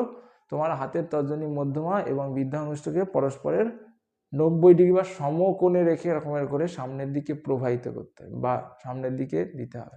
তাহলে কি হবে? 90 ডিগ্রি হবে। আচ্ছা, তেজস্ক্রিয় রশ্মি 2.10 দেখ, তেজস্ক্রিয় রশ্মি তেজস্ক্রিয় মৌলের পরমাণুর কোন অংশ থেকে নির্গত হয়? কোন অংশ? নিউক্লিয়াস থেকে। কোথার থেকে? নিউক্লিয়াস থেকে। বোঝানোর কিছুই নেই। অ্যানোড মাডে উপস্থিত দুটি দামি ধাতুর নাম লেখো। সোনা এবং প্লাটিনাম। তারপরে কি আছে? অ্যানোড মাড কি জানিস তো? সবাই জানিস, তড়িৎ বিশ্লেষণ প্রক্রিয়ায় কি থাকে? দুটো তড়িৎদ্বার থাকে, একটা হলো অ্যানোড, একটা হলো ক্যাথোড, তাই তো? অ্যানোড কি? অ্যানোড হলো ধনাত্মক পাশের সঙ্গে যুক্ত থাকে, আর ক্যাথোড কি? ঋণাত্মক পাশের সঙ্গে যুক্ত থাকে। তাহলে এটা হলো অ্যানোড, এটা হলো পজিটিভ পাশ, এটা হলো নেগেটিভ পাশ, এটা হলো ক্যাথোড। তাহলে আমরা কি জানি তড়িৎ বিশ্লেষণের সময় অ্যানোড সর্বদাই ক্ষয় হয়, অ্যানোড ক্ষয় হয়ে গিয়ে অ্যানোডের নিচেই এরকমের কি হয়, অনেক অশুদ্ধি জমা হয়। যেই অশুদ্ধিগুলোকে কি বলা হয়, অ্যানোড মাড বলা হয়। এবং এই অ্যানোডের মধ্যে, এই অ্যানোড মাডের মধ্যে কি থাকে, গোল্ড, প্লাটিনাম এরকমের দামি ধাতু পাওয়া যায়। ঠিক আছে, তড়িৎ বিশ্লেষণ চলতে থাকলে কি হয়, এই অ্যানোড ক্ষয় হতে থাকে। আর অ্যানোড ক্ষয় হতে থাকলে সে অ্যানোডের মধ্যে যদি কি, অ্যানোডের মধ্যে অনেক সময় দামি মেটেরিয়ালগুলো থাকে, সেই মেটেরিয়ালগুলোই অ্যানোডের নিচে জমা হয়। তার মধ্যে কি থাকে, সোনা, রূপা এগুলো থাকতে পারে, সরি সোনা, প্লাটিনাম এগুলো থাকতে পারে, সোনা, প্লাটিনাম। কোনো বস্তুতে সোনার প্রলেপ দিতে হলে তড়িৎ বিশ্লেষ্য হিসেবে কি ব্যবহার করা হয়? মনে কর তোর কাছে কি আছে, মনে কর তোর কাছে একটা সোনার দণ্ড আছে, আর তোর কাছে একটা কি আছে, সোনার তোর কাছে একটা কয়েন আছে, 10 টাকার কয়েন। এবার তুই কি চাইলি, ওই সোনার দণ্ডের থেকে ওই 10 টাকার কয়েনের উপরে সোনার প্রলেপ দিবি। তাহলে কি করে দিবি, তাহলে কি করতে, তড়িৎ বিশ্লেষণ করতে হবে। অর্থাৎ সোনাকে ক্ষয় করে নিয়ে তোর কাছে সোনার যে দণ্ড রয়েছে সেই দণ্ডটাকে কি করবি, ক্ষয় করবি। ক্ষয় করে তবেই তো ইসের কি বলে 10 টাকার কয়েনের উপরে প্রলেপ দিবি। তাহলে সোনাকে কি করতে হবে, আগে ক্ষয় করতে হবে। সোনাকে ক্ষয় করতে হলে কি করতে হয়, কোথায় রাখতে হবে, কোন জিনিসটা ক্ষয় পায় তড়িৎ বিশ্লেষণের সময়, অ্যানোড ক্ষয়ে যায় সব সময়। তাহলে যেহেতু অ্যানোড ক্ষয়ে যায়, তার জন্য অ্যানোডে কি রাখতে হবে, সোনার সেই দণ্ডটা রাখতে হবে। আর ক্যাথোডে কি রাখতে হবে, তুই যে জিনিসটার উপরে প্রলেপ দিবি, অর্থাৎ 10 টাকার কয়েনের উপরে প্রলেপ দিবি, তাহলে 10 টাকার কয়েনকে ক্যাথোডে রাখতে হবে। ঠিক আছে, আচ্ছা এবারে কি বলছে যে পিতলের চামচের ওপর সিলভারের তড়িৎ লেপনে অ্যানোডটি কি হবে? পিতলের ওপরে সিলভারের প্রলেপ দিবি, তাহলে কি করতে হবে, সিলভারকে ক্ষয়ে যেতে হবে। সিলভারকে ক্ষয়ে গেলে তবেই তো সেই ক্ষয়ে যাওয়া সিলভারটা পিতলের উপর গিয়ে পড়বে। তাহলে কোনো জিনিসটা ক্ষয়ে যেতে হলে তাকে কোথায় রাখতে হবে, অ্যানোডে রাখতে হবে। অ্যানোডে, তাহলে অ্যানোডকে কি রূপে, তড়িৎদ্বার হিসেবে রাখতে হবে। ঠিক, আচ্ছা পিতলের এবারে কি আছে, ম্যাগনেসিয়াম অক্সাইডের লুইস ডট চিত্র অঙ্কন করো। আচ্ছা ম্যাগনেসিয়াম অক্সাইড MgO, এটা হলো ম্যাগনেসিয়াম অক্সাইড। আচ্ছা ম্যাগনেসিয়ামের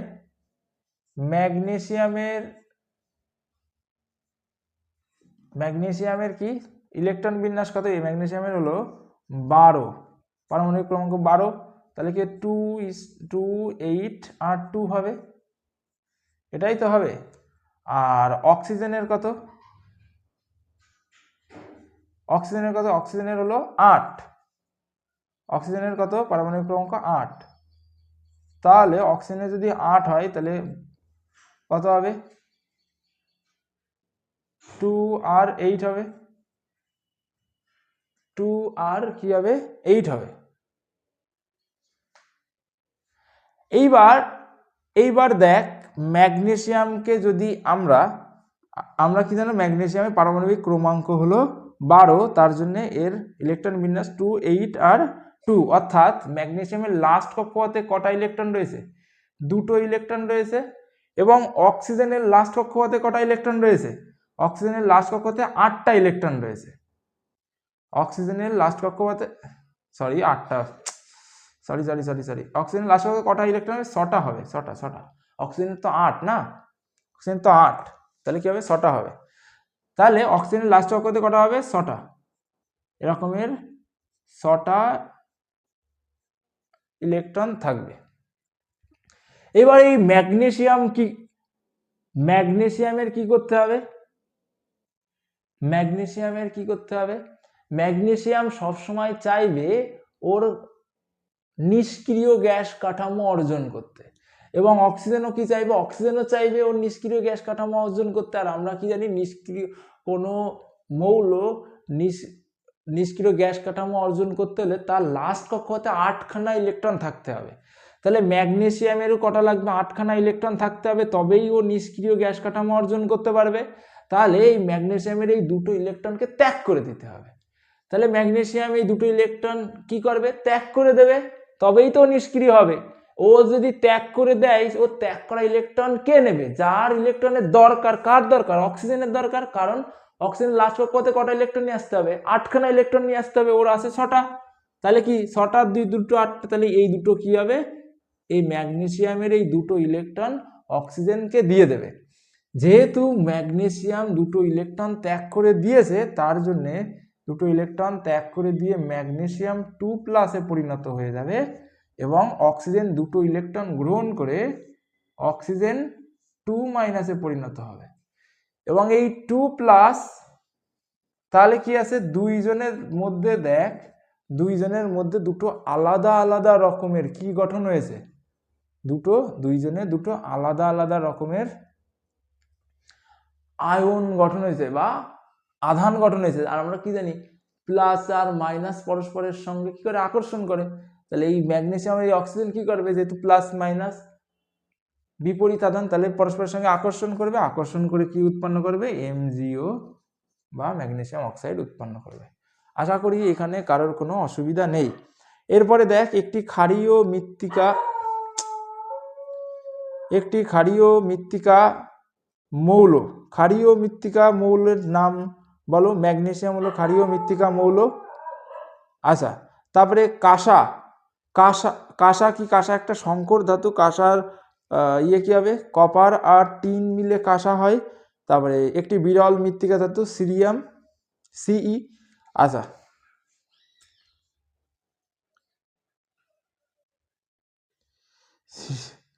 এবার কি আছে? দুটি গ্যাসের বিক্রিয়ায় উৎপন্ন কঠিন। তাহলে উৎপন্ন কঠিনটা কি হবে? অ্যামোনিয়াম ক্লোরাইড, এ হবে, এ। আচ্ছা, এরপরে দেখ 2.15তে কি বলছে? কি কারণে নাইট্রোজেনের রাসায়নিক সক্রিয়তা অপেক্ষাকৃত কম? নাইট্রোজেনের সক্রিয়তা অপেক্ষাকৃত কম কেন সেটা বলো। আচ্ছা, কেন নাইট্রোজেনের সক্রিয়তা অপেক্ষাকৃত কম? আচ্ছা দেখ, তা জানিস নাইট্রোজেন কি করে? নাইট্রোজেন পরস্পরের সঙ্গে 3খানা বন্ধন দিয়ে যুক্ত থাকে, তাই তো? নাইট্রোজেন কি করে? পরস্পরের সঙ্গে 3খানা বন্ধন দিয়ে যুক্ত থাকে, এরকমের। এই হলো নাইট্রোজেন। এই নাইট্রোজেন কি করে? নাইট্রোজেন পরস্পরের সঙ্গে 3খানা এরকমের বন্ধন দিয়ে যুক্ত থাকে, তাই তো? কারণ কি? নাইট্রোজেন কি করতে চায়? ও নিষ্ক্রিয় গ্যাস যখন যৌগ গঠন করে তখন কি করতে চায়? যৌগ বা অণু গঠন করে তখন কি করতে চায়? তখন নিষ্ক্রিয় গ্যাস কাঠামো অর্জন করতে চায়। তার জন্য ওর কি করতে হয়? সমযোজী বন্ধনে। ঠিক আছে? তাহলে তোর এইখানটাতে অত কিছু বোঝা লাগবে না। তোর এখানটাতে কি করতে হবে? তোর এখানটাতে নাইট্রোজেন কি করে? 3খানা বন্ধন দিয়ে পরস্পরের সঙ্গে যুক্ত থাকে। আর এই 3খানা বন্ধনকে ভাঙা অত সহজ কাজ নয়। এই 3খানা বন্ধনকে ভাঙতে হলে প্রায় 950 কিলোজুল পার মোল শক্তি লাগে।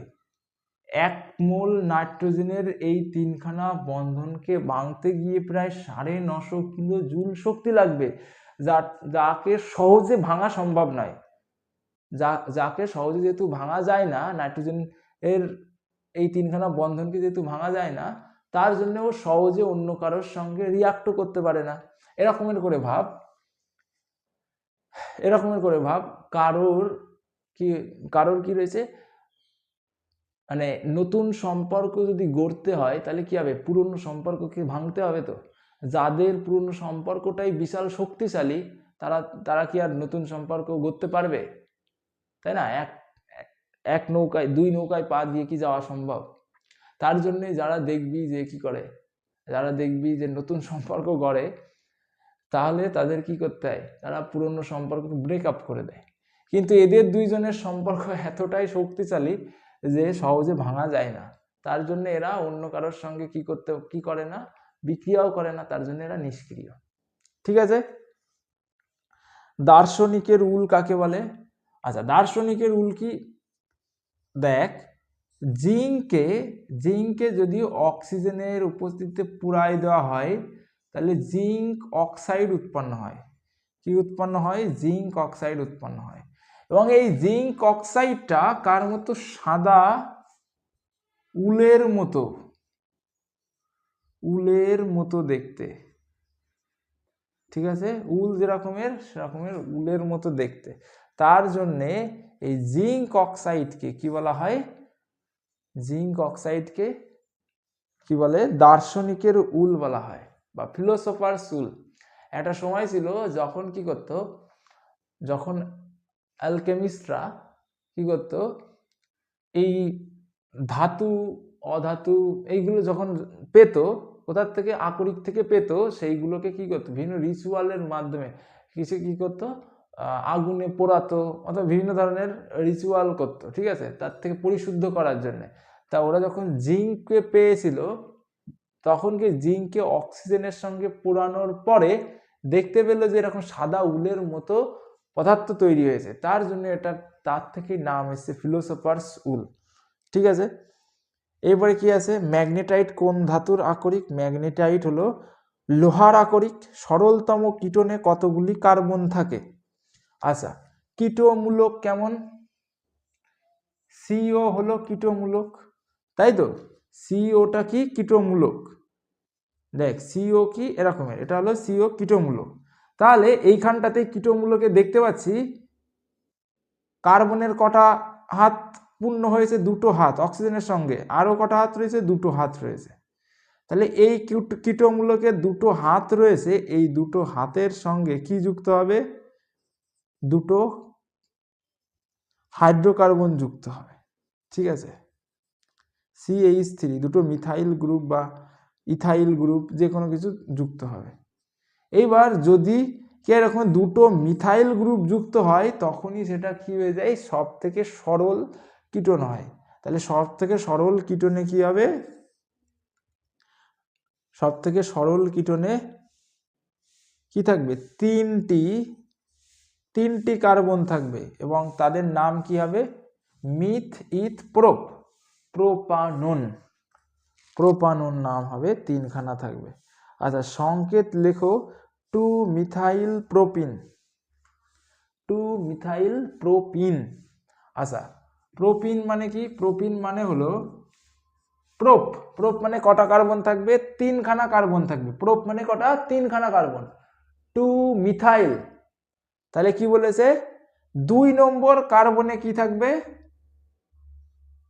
2 নম্বর কার্বনে কি থাকবে? একটা মিথাইল গ্রুপ থাকবে। এই হলো 1 নম্বর, 2 নম্বর, 3 নম্বর। তাহলে এই 2 নম্বর কার্বনে একটা কি থাকবে? মিথাইল গ্রুপ থাকবে, তাই 2-মিথাইল বলেছে। আচ্ছা, এবার কি বলেছে? প্রোপিন। আচ্ছা, প্রোপিনে কত নম্বর সেটা তো দেওয়া নেই, তাহলে আমার কত নম্বর নেওয়া থাকলে কি দেবো? 1 নম্বরে বসাবো। তাহলে ইন কখন হবে? যখন কি হয়? যখন কার্বনের মধ্যে ডাবল বন্ড থাকে। তাহলে আমি মনে কর এই কার্বনের দুটোর মধ্যে ডাবল বন্ড দিয়ে দিলাম, তাহলে কি হয়ে গেল? 2-মিথাইল প্রোপিন। এখনো কিন্তু হয়নি। দেখ কার্বনের কটা হাত পূর্ণ হয়েছে? একটা, দুটো। এই কার্বনের দুটো হাত পূর্ণ হয়েছে, তাহলে এর আরো দুটো হাত বাকি রয়েছে। এখানে একটা হাইড্রোজেন, এখানে একটা হাইড্রোজেন। আচ্ছা, এই কার্বনের কটা হাত? একটা, দুটো, তিনটে, চারটে হাত পূর্ণ হয়ে গেছে। এই কার্বনের কটা হাত বাকি আছে? এখনো একটা হাত পূর্ণ হয়েছে, আরো 3খানা হাত বাকি রয়েছে। তাহলে এই 3খানা হাত আমি কি করলাম? জুড়ে দিলাম। ঠিক আছে, এটাই হলো 2-মিথাইল প্রোপিন। আচ্ছা, মিথেন, ইথিলিন, অ্যাসিটিলিন তাদের বন্ধন কোণের বৃদ্ধির ক্রমানুসারে সাজাও। তাহলে মিথেন, এটা সাজানোই আছে। ঠিক আছে, এটা সাজানোই আছে। আচ্ছা, এবারে দেখ কি বলছে। 3 দাগে বলছে যে জীবাশ্ম জ্বালানি সংরক্ষণের প্রয়োজনীয়তাগুলি উল্লেখ করো। জীবাশ্ম জ্বালানি হলো সেই সব জ্বালানি যাদেরকে কি বলা হয়? অপুনর্নবীকরণযোগ্য জ্বালানি। অর্থাৎ এটা একবার যদি শেষ হয়ে যায় পৃথিবীর থেকে, তাহলে তাদেরকে আমরা আর ফিরে পাই না। অর্থাৎ সেই জীবাশ্ম জ্বালানিগুলোর পরিমাণ পৃথিবীতে লিমিটেড, লিমিটেড মাত্রায় রয়েছে, তার জন্য এটা চিরতরে একবার শেষ হয়ে গেলে চিরতরে শেষ হয়ে যাবে। তার জন্য আমাদের কি করতে হবে, জীবাশ্ম জ্বালানিকে সংরক্ষণ করতে হবে। তাহলে জীবাশ্ম জ্বালানি সংরক্ষণের একটা কারণ কি, একটা কারণ হলো আমরা যাতে করে পরবর্তী প্রজন্মকে আমাদের জীবাশ্ম জ্বালানিকে ব্যবহার করতে দিতে পারি, অর্থাৎ তারা যেন তাদের অধিকার থেকে বঞ্চিত না হয়ে যায়, তার জন্য আমাদের কি করতে হবে, জীবাশ্ম জ্বালানিকে সংরক্ষণ করতে হবে। এটা একটা কারণ। তাহলে কি, তাহলে যাতে করে পরবর্তী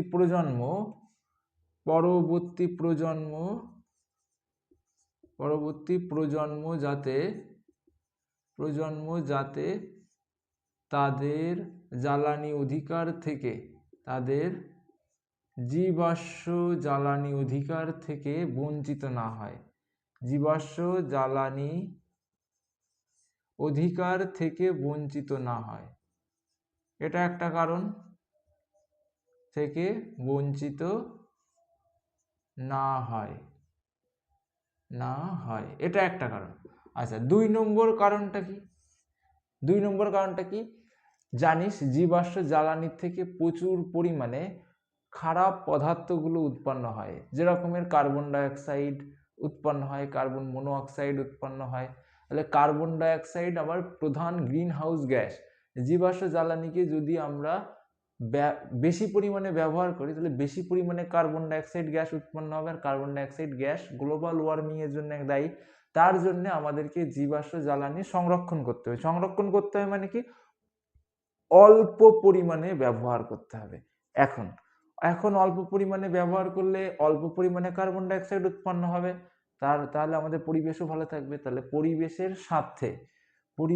স্বার্থে জীবাশ্ম জ্বালানিগুলো, পরিবেশের স্বার্থে জীবাশ্ম জ্বালানিকে সংরক্ষণ করতে হবে। আচ্ছা, 2 মার্কের প্রশ্ন যেহেতু দুটো পয়েন্ট লিখলেই হবে, করতে হবে। আরেকটা এক্সট্রা পয়েন্ট, সেটা হলো জীবাশ্ম জ্বালানি একদিন চিরতরে শেষ হয়ে যাবে যদি এখন যথেষ্ট ব্যবহার করি। তার জন্য তার সংরক্ষণ প্রয়োজন, যাতে করে ধীরে ধীরে আমরা এই জ্বালানিকে অনেক বছর ধরে ব্যবহার করতে পারি। তাহলে স্থিতিশীল উন্নয়নের ক্ষেত্রেও জীবাশ্ম জ্বালানি সংরক্ষণের প্রয়োজনীয়তা রয়েছে। স্থিতিশীল উন্নয়ন, তাহলে এটা হলো বোনাস পয়েন্ট। স্থিতিশীল উন্নয়নে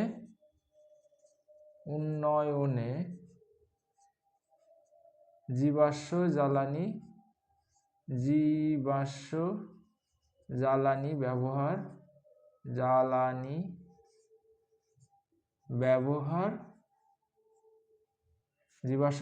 ব্যবহার কি করতে হবে, জীবাশ্ম জ্বালানি ব্যবহার স্থিতিশীল উন্নয়নে জীবাশ্ম জ্বালানির ব্যবহার, স্থিতিশীল উন্নয়নের জন্যও জীবাশ্ম জ্বালানি সংরক্ষণের প্রয়োজনীয়তা রয়েছে। জীবাশ্ম জ্বালানি সংরক্ষণের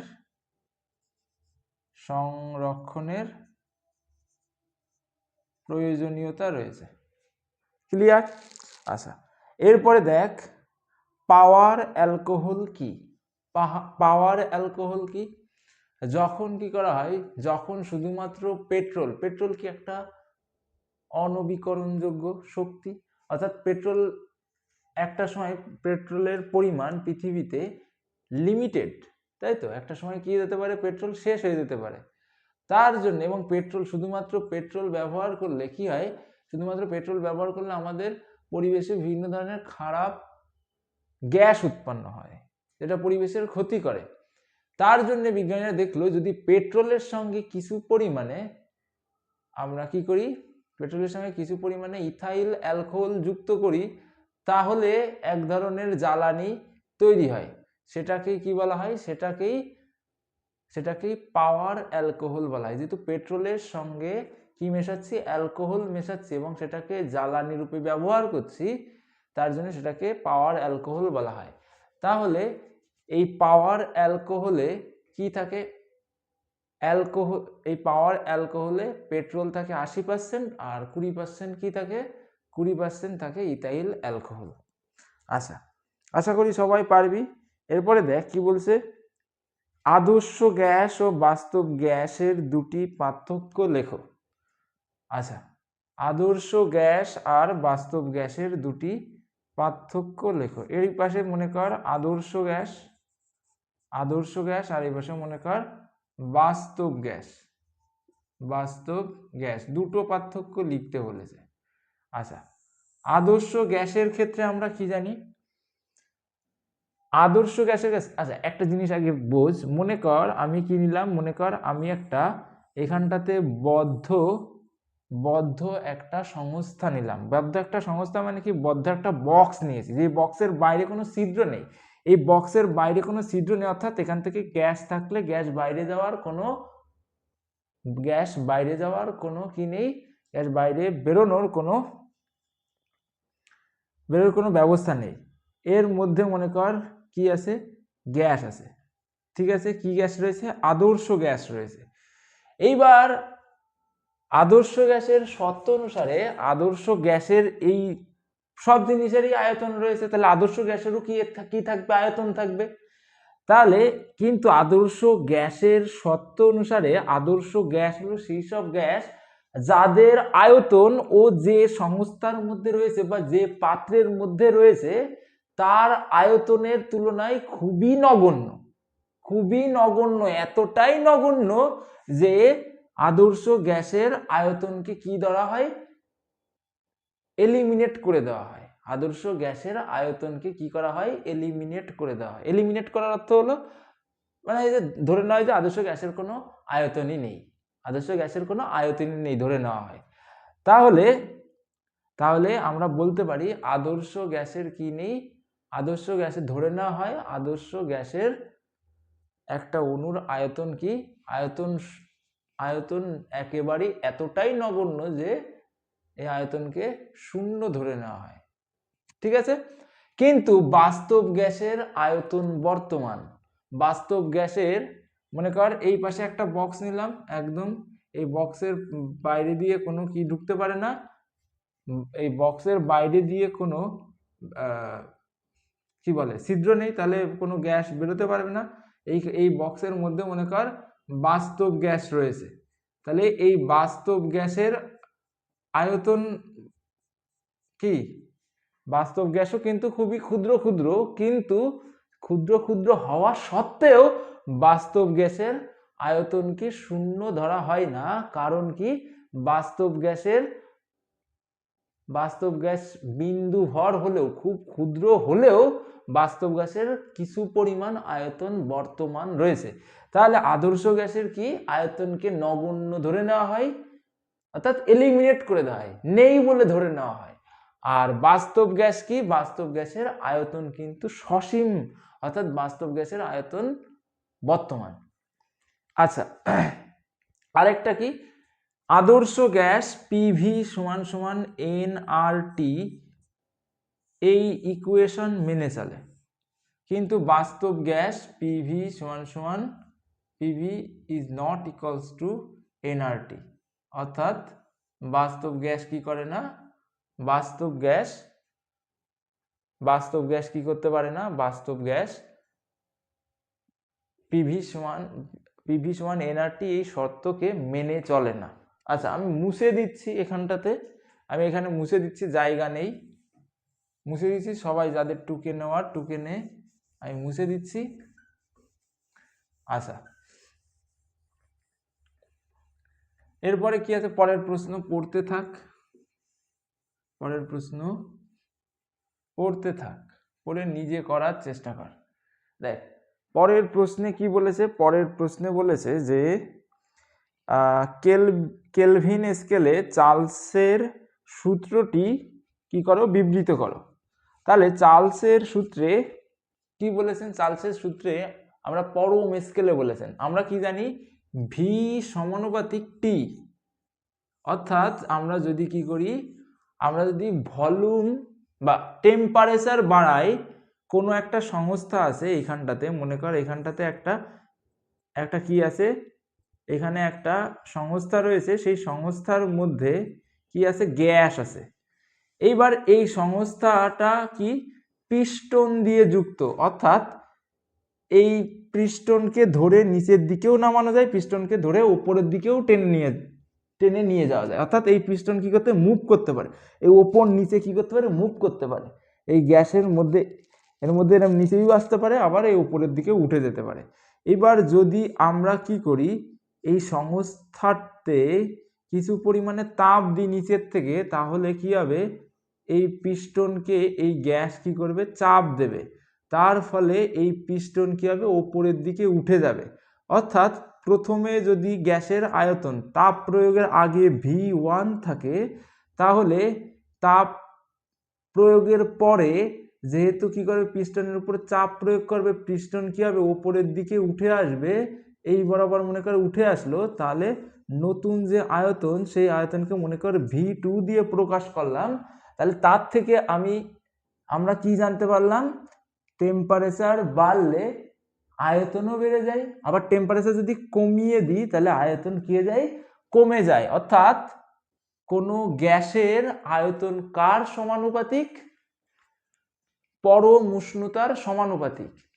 তাহলে এইখানটাতে আমাদের একটা জিনিসকে কি ধরে নিতে হবে, একটা জিনিসকে আমাদের কি ধরে নিতে হয়, চার্লসের সূত্রে আমাদের একটা জিনিসকে কি বলে, ধ্রুবক ধরে নিতে হয়। কাকে ধ্রুবক ধরে নিয়েছি, এখানটাতে চাপকে ধ্রুবক ধরে নিয়েছি। তাহলে চাপকে যেহেতু ধ্রুবক ধরে নিয়েছি, তাহলে কি হবে, লিখতে হবে সেই কথা, স্থির চাপে কোনো নির্দিষ্ট ভরের, স্থির চাপের, তাহলে স্থির চাপে নির্দিষ্ট ভরের কোনো গ্যাসের আয়তন, স্থির চাপে নির্দিষ্ট ভরের কোনো গ্যাসের আয়তন, ভরের কোনো গ্যাসের আয়তন গ্যাসটির পরম উষ্ণতার সমানুপাতিক।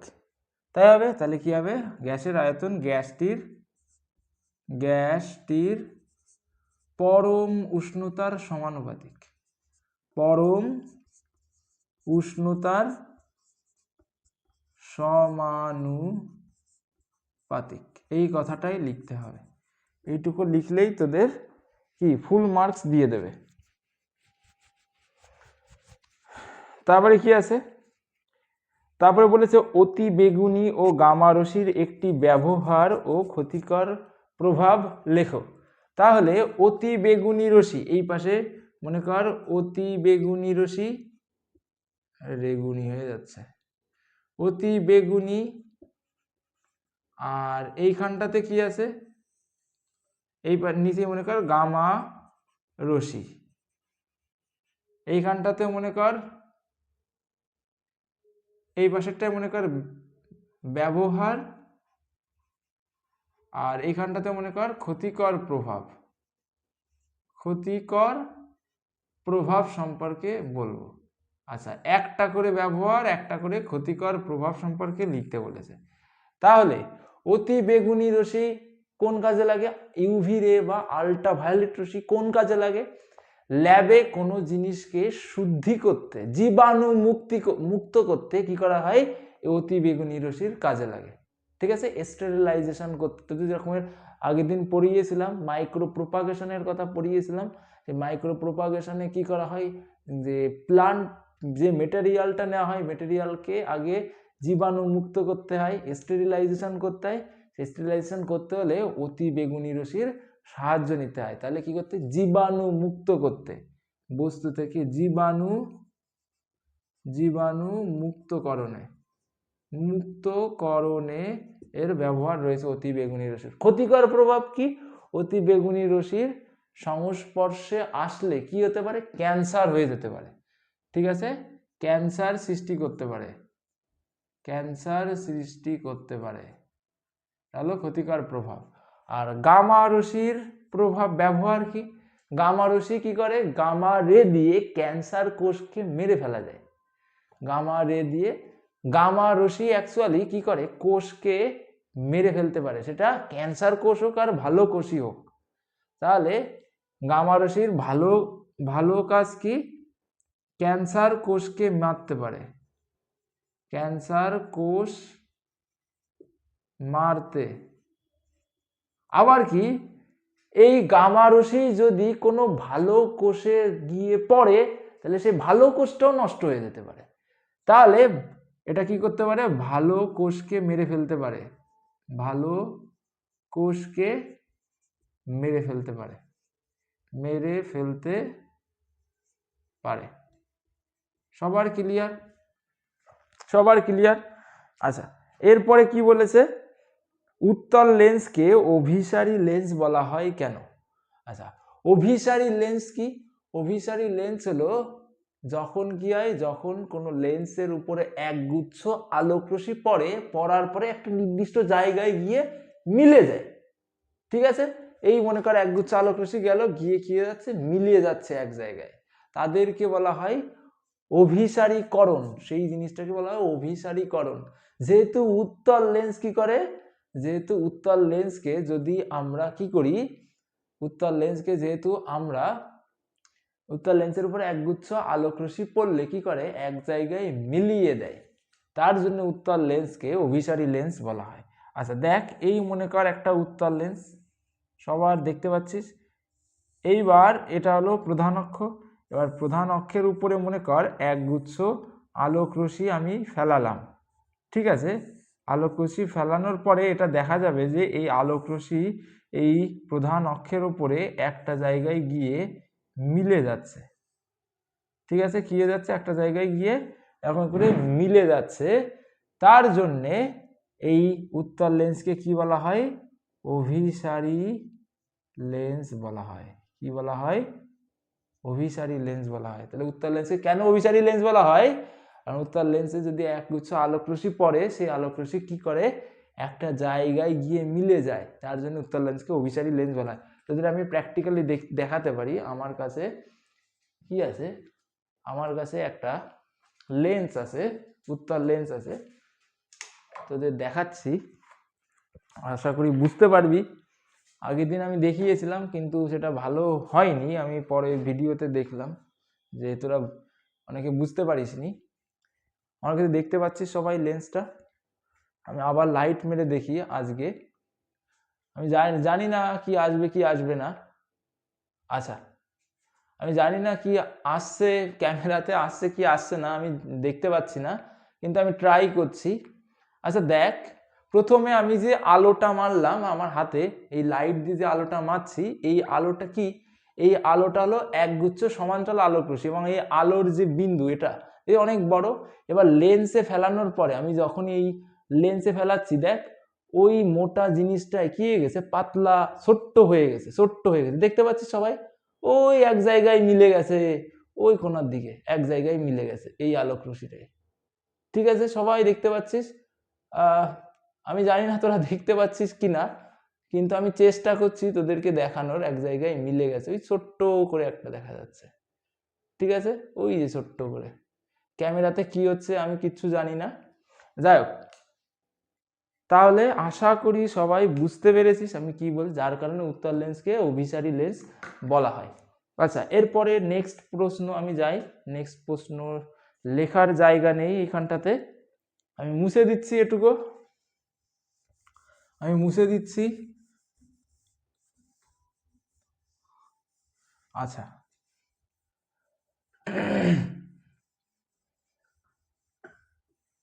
নেক্সট প্রশ্ন পড়তে থাক এবং পড়ে আমাকে নিজে নিজে বলতে থাক, দেখি কেমন পারিস।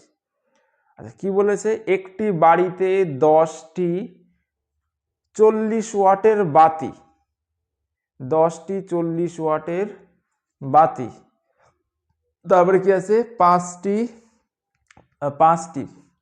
5 ওয়াটটি হয়ে গেছে। আচ্ছা, 5টি 80 ওয়াটের পাখা এবং একটি 80 ওয়াটের টিভি দৈনিক 6 ঘন্টা করে চলে। তারপরে কি বলেছে, 30 দিনে ওই বাড়ির ব্যয়িত বিওটি এর মান একক লেখো। তাহলে প্রথমে বাতি দ্বারা ব্যয়িত শক্তি, বাতি দ্বারা ব্যয়িত শক্তি কত হবে? প্রথমে কটা আছে, 10টি বাতি 400 ওয়াটের, তাহলে একটা বাতিতে যদি 40 ওয়াট হয়, 40 ওয়াট খরচ হয়, তাহলে 10টি বাতিতে কত করে, কত ওয়াট হবে? 10 গুণ 40 অর্থাৎ 10, তাহলে 40 গুণ 10, আর কত ঘন্টা করে চলছে, কত ঘন্টা? 40 ওয়াট মানে কি 1 ঘন্টা যদি পড়ে তাহলে কি হবে, 1 ঘন্টা করে যদি পড়ে তাহলে 40 ওয়াট শক্তি ব্যয় হবে। তাহলে কি হবে, 40 গুণ 10 গুণ কত ঘন্টা করে চলছে, 6 ঘন্টা করে চলছে, তাহলে 6 দিয়ে গুণ করতে হবে, তাহলে কি হবে 4 × 2400 ওয়াট খরচ হবে একদিনে বাতি দ্বারা ব্যয়িত শক্তি। তাহলে একদিনে বাতি দ্বারা ব্যয়িত শক্তি। এরপরে কি আছে, 5টি 80 ওয়াটের পাখা, তাহলে একদিনে পাখা দ্বারা ব্যয়িত শক্তি কত হবে? তাহলে দেখ 5টি 80 ওয়াট, তাহলে 5 গুণ 80 ওয়াট গুণ 6 ঘন্টা করে চলছে, তাহলে কত হচ্ছে হিসাব কর, 5 × 8 = 40, 400, 5 × 8 = 40, 400, 400 গুণ 6, 4 × 6 = 24, 2400, তাই তো? তাহলে 2400 ওয়াট একদিনে খরচ হচ্ছে। আচ্ছা, এরপরে কি আছে, এবং 80 ওয়াট টিভি দৈনিক 6 ঘন্টা চলে, তাহলে 80 ওয়াটের টিভি, তাহলে একদিনে টিভি দ্বারা ব্যয়িত শক্তি 80 গুণ কত হবে, 6, তাই তো? 80 গুণ 6 হলে 480 ওয়াট, 480 ওয়াট একদিনে টিভি দ্বারা ব্যয়িত শক্তি হচ্ছে। আচ্ছা, একদিনে টিভি দ্বারা ব্যয়িত শক্তি, একদিনে বাতি দ্বারা, এটা হলো একদিনে বেরিয়েছে, তাহলে 30 দিনে কত হবে, এর সঙ্গে 30 গুণ হবে, 30 দিনে বাতি দ্বারা ব্যয়িত শক্তি 30 গুণ করতে হবে। আচ্ছা, তাহলে 30 দিনে পাখা দ্বারা ব্যয়িত শক্তি কত, 30 গুণ করতে হবে। 30 দিনে টিভি দ্বারা ব্যয়িত শক্তি কত হবে, 480 সঙ্গে 30 গুণ করতে হবে। আচ্ছা দেখ তাহলে কত হয়, তাহলে 0 0 বসে গেল, 3 × 8 = 24, 4 হাতে আমার 2, 3 × 4 = 12, 144 ওয়াট। এটা হলো কত দিনে হচ্ছে, 1 মাসে টিভি দ্বারা ব্যয়িত শক্তি। এরপরে কি হচ্ছে 2400, তাহলে 1 2 3, 3 × 4 = 12, 2 হাতে আমার 1, 3 6 7, এটা কি, এটা হলো, এটা কি দ্বারা, এটা হলো পাখা দ্বারা। 0 0 0 0 0, 3 × 4 = 12, 72, একক দশক শতক হাজার, একক দশক শতক হাজার, এত ওয়াট, একক দশক শতক হাজার, এত ওয়াট। আর বাতি দ্বারা কত হচ্ছে, 1 2 3 0 3 72, কত হচ্ছে 72,000 ওয়াট। ওই বাড়ির ব্যয়িত শক্তির বিওটি এককে মান কত হবে? তাহলে বিওটি এককে মান কত হবে, তাহলে বিওটি একক হলো কিলোওয়াট পার আওয়ার, তাহলে কি হবে, এই 72 + 72 + 14.4, তাই করতে হবে, 72 + 72 + 14.4, তাহলে কত হয় 72, তাহলে টোটাল ব্যয়িত শক্তি, তাহলে 30 দিনে লিখতে হবে, 30 দিনে ব্যয়িত শক্তি, 30 দিনে ব্যয়িত শক্তি = 72 + 72 + 14.4, তাহলে কত হচ্ছে 4 144, তাই তো? 72 72 কত হয় 144, 144 54 54 58 158.4, 158.4 kilowatt hour, kilowatt per hour দিলাম কেন, কিলোওয়াট আওয়ার, কিলোওয়াট আওয়ার শক্তি উৎপন্ন হবে, কিলোওয়াট আওয়ার শক্তি উৎপন্ন হবে, কিলোওয়াট আওয়ার শক্তি উৎপন্ন হবে। সরি, এখানটাতে আমার ভুল হয়ে গেছে, মাই মিস্টেক্স। এখানে কিলোওয়াট আওয়ার হবে, ঠিক আছে, এখানে তো গুণ অবস্থায় রয়েছে আওয়ারটা, তাহলে কিলোওয়াট আওয়ার হবে, কিলোওয়াট আওয়ার হবে, কিলোওয়াট আওয়ার হবে, কিলোওয়াট পার আওয়ার না, kilowatt hour, my mistakes, kilowatt hour, kilowatt hour, ঠিক আছে। তাহলে কিলোওয়াট আওয়ার, এত কিলোওয়াট আওয়ার 154.4 কিলোওয়াট আওয়ার শক্তি উৎপন্ন হবে, অর্থাৎ এত ইউনিট বিদ্যুৎ খরচ হবে। এটাই হলো বিওটি এককে। বিওটি এককে 30 দিনে ব্যয়িত শক্তি 158.4 কিলোওয়াট আওয়ার, অর্থাৎ 158.4 ইউনিট বিদ্যুৎ উৎপন্ন হবে। কিলোওয়াট আমি প্রথমে ভুল বলেছিলাম, তার জন্য সরি, এইখানটাতে কিলোওয়াট পার আওয়ার বলেছিলাম, কি হবে, কিলোওয়াট আওয়ার হবে, ঠিক আছে, আমার মাই মিস্টেক্স। আচ্ছা, এবারে কি আছে, হাইড্রোজেন ক্লোরাইড একটি সমযোজী যৌগ, তথাপি এর জলীয় দ্রবণ তড়িৎ পরিবহন করে কেন? 3.5 দেখ, হাইড্রোজেন ক্লোরাইড একটি সমযোজী যৌগ, HCl, HCl কি একটি সমযোজী যৌগ, তা সত্ত্বেও এ কেন জলীয় দ্রবণ, আচ্ছা, তা সত্ত্বেও এর জলীয় দ্রবণ কেন তড়িৎ পরিবহন করে? এর জলীয় দ্রবণ হলো অ্যাকুয়াস, তাই তো, এই জলীয় দ্রবণে HCl কি হয়ে যায়, H প্লাস আর Cl মাইনাসে ভেঙে যায়, দুটো আলাদা আলাদা আয়নে ভেঙে যায়, আর আয়নে ভেঙে যায় বলেই এরা কি করতে পারে, বিদ্যুৎ পরিবহন করতে পারে। কারণ আমরা জানি তড়িৎ বিশ্লেষণের সময় কি থাকে, দুটো তড়িৎদ্বার থাকে, একটা হলো পজিটিভ তড়িৎদ্বার, একটা হলো নেগেটিভ তড়িৎদ্বার, একটা হলো পজিটিভ তড়িৎদ্বার, একটা হলো নেগেটিভ তড়িৎদ্বার। পজিটিভ তড়িৎদ্বারকে বলা হয় অ্যানোড, আর নেগেটিভ তড়িৎদ্বারকে কি বলা হয়, ক্যাথোড বলা হয়, তাই তো। আর তাহলে এই দ্রবণের মধ্যে কি আছে, H প্লাস আর Cl মাইনাস আয়ন রয়েছে, আর এই আয়নরাই কি করতে পারে, আধান পরিবহন করতে পারে, আর আধান পরিবহনের অর্থই হলো বিদ্যুৎ পরিবহন করা। তাহলে দুটো, তাহলে তোদের লজিক কি লজিকটা দিতে হবে, H প্লাস সরি HCl এর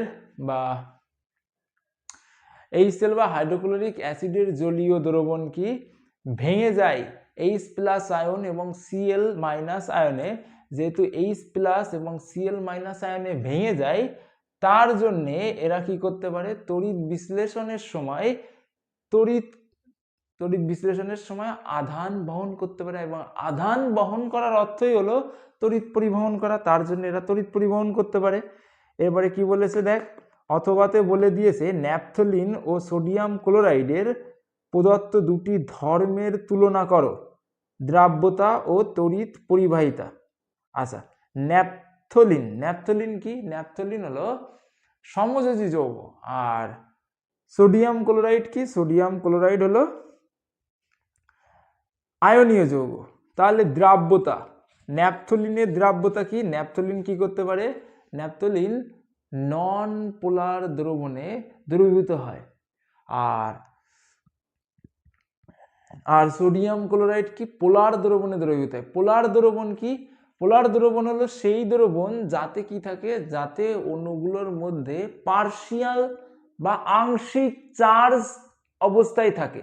যেরকম একটা পোলার দ্রবণ কি, জল একটা পোলার দ্রবণ, জলের সংকেত কি H2O। এইবার কি করে, অক্সিজেনের সঙ্গে এরকম করে হাইড্রোজেন এরকম করে যুক্ত থাকে, তাই তো। এই হাইড্রোজেন কি হয়, হাইড্রোজেন হলো আংশিক নেগেটিভ, এবং এই অক্সিজেন হলো আংশিক নেগেটিভ, এবং হাইড্রোজেন হলো আংশিক পজিটিভ, ঠিক আছে, আংশিক পজিটিভ, এটাকে ডেল দিয়ে পূর্ণ করা হয়। যেহেতু এই কি রয়েছে, এই যৌগটার মধ্যে আংশিক ধনাত্মক এবং ঋণাত্মক চার্জ বর্তমান, তার জন্য এদেরকে কি বলা হয়, তার জন্য এদেরকে পোলার দ্রাবক বলা হয়, ঠিক আছে, পোলার দ্রাবক বলা হয়। এই পোলার দ্রাবকে কারা দ্রবীভূত হয়, লবণ দ্রবীভূত হয়, জানিস জলের মধ্যে লবণ দিলেই কি হয়ে যায়, গুলে যায়। তাহলে গোলার অর্থ কি হলো, তাহলে ওরা কি দ্বারা কিসে দ্রবীভূত হয়, আয়নীয় দ্রবগুলো পোলার দ্রবণে দ্রবীভূত হয়, কিন্তু এই জলের মধ্যে ন্যাপথলিন গোলে না। ন্যাপথলিনটা কিসের মধ্যে গোলে, নন পোলার দ্রাবকে দ্রবীভূত হয়। আচ্ছা, তড়িৎ পরিবাহিতা, তাহলে সোডিয়াম ক্লোরাইড কি করে, জলীয় দ্রবণে বা গলিত অবস্থায় তড়িৎ পরিবহন করে, কিন্তু ন্যাপথলিন কি করতে পারে না, ও তড়িৎ পরিবহন করতে পারে না। আচ্ছা, কি বলেছে, দুটি মৌল এ ও বি এর পরমাণুর ক্রমাঙ্ক যথাক্রমে 17 এবং 19, তাহলে এরা কিভাবে রাসায়নিক ভাবে যুক্ত হলে কি ধরনের যৌগ গঠন করে, যুক্তি সহ লেখো। খুব সুন্দর একটা প্রশ্ন, আমি একটু মুছে দিই তারপরে বুঝিয়ে দিচ্ছি, ঠিক আছে। আচ্ছা, মুছে দিচ্ছি, এখানটাতে মুছে দিচ্ছি, যাদের টোকার তারা টুকে নে।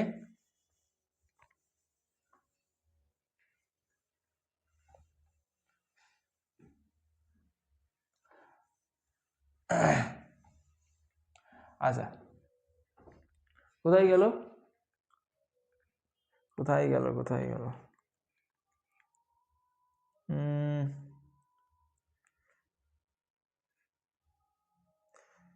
কোথায় রে, আচ্ছা এই যে 3.6 পরমাণুর ক্রমাঙ্ক 17 আর 19, তাহলে যেই মৌলটার, মনে কর এ মৌলের পরমাণুর ক্রমাঙ্ক আমি ধরলাম 17, তাহলে এ মৌলে যদি 17 হয়, তাহলে ওর পরমাণুর ইলেকট্রন বিন্যাস কি হবে, 2 8, তাহলে 8 আর 2 10, এবং লাস্ট কক্ষপথে কটা ইলেকট্রন থাকবে, 7খানা ইলেকট্রন থাকবে।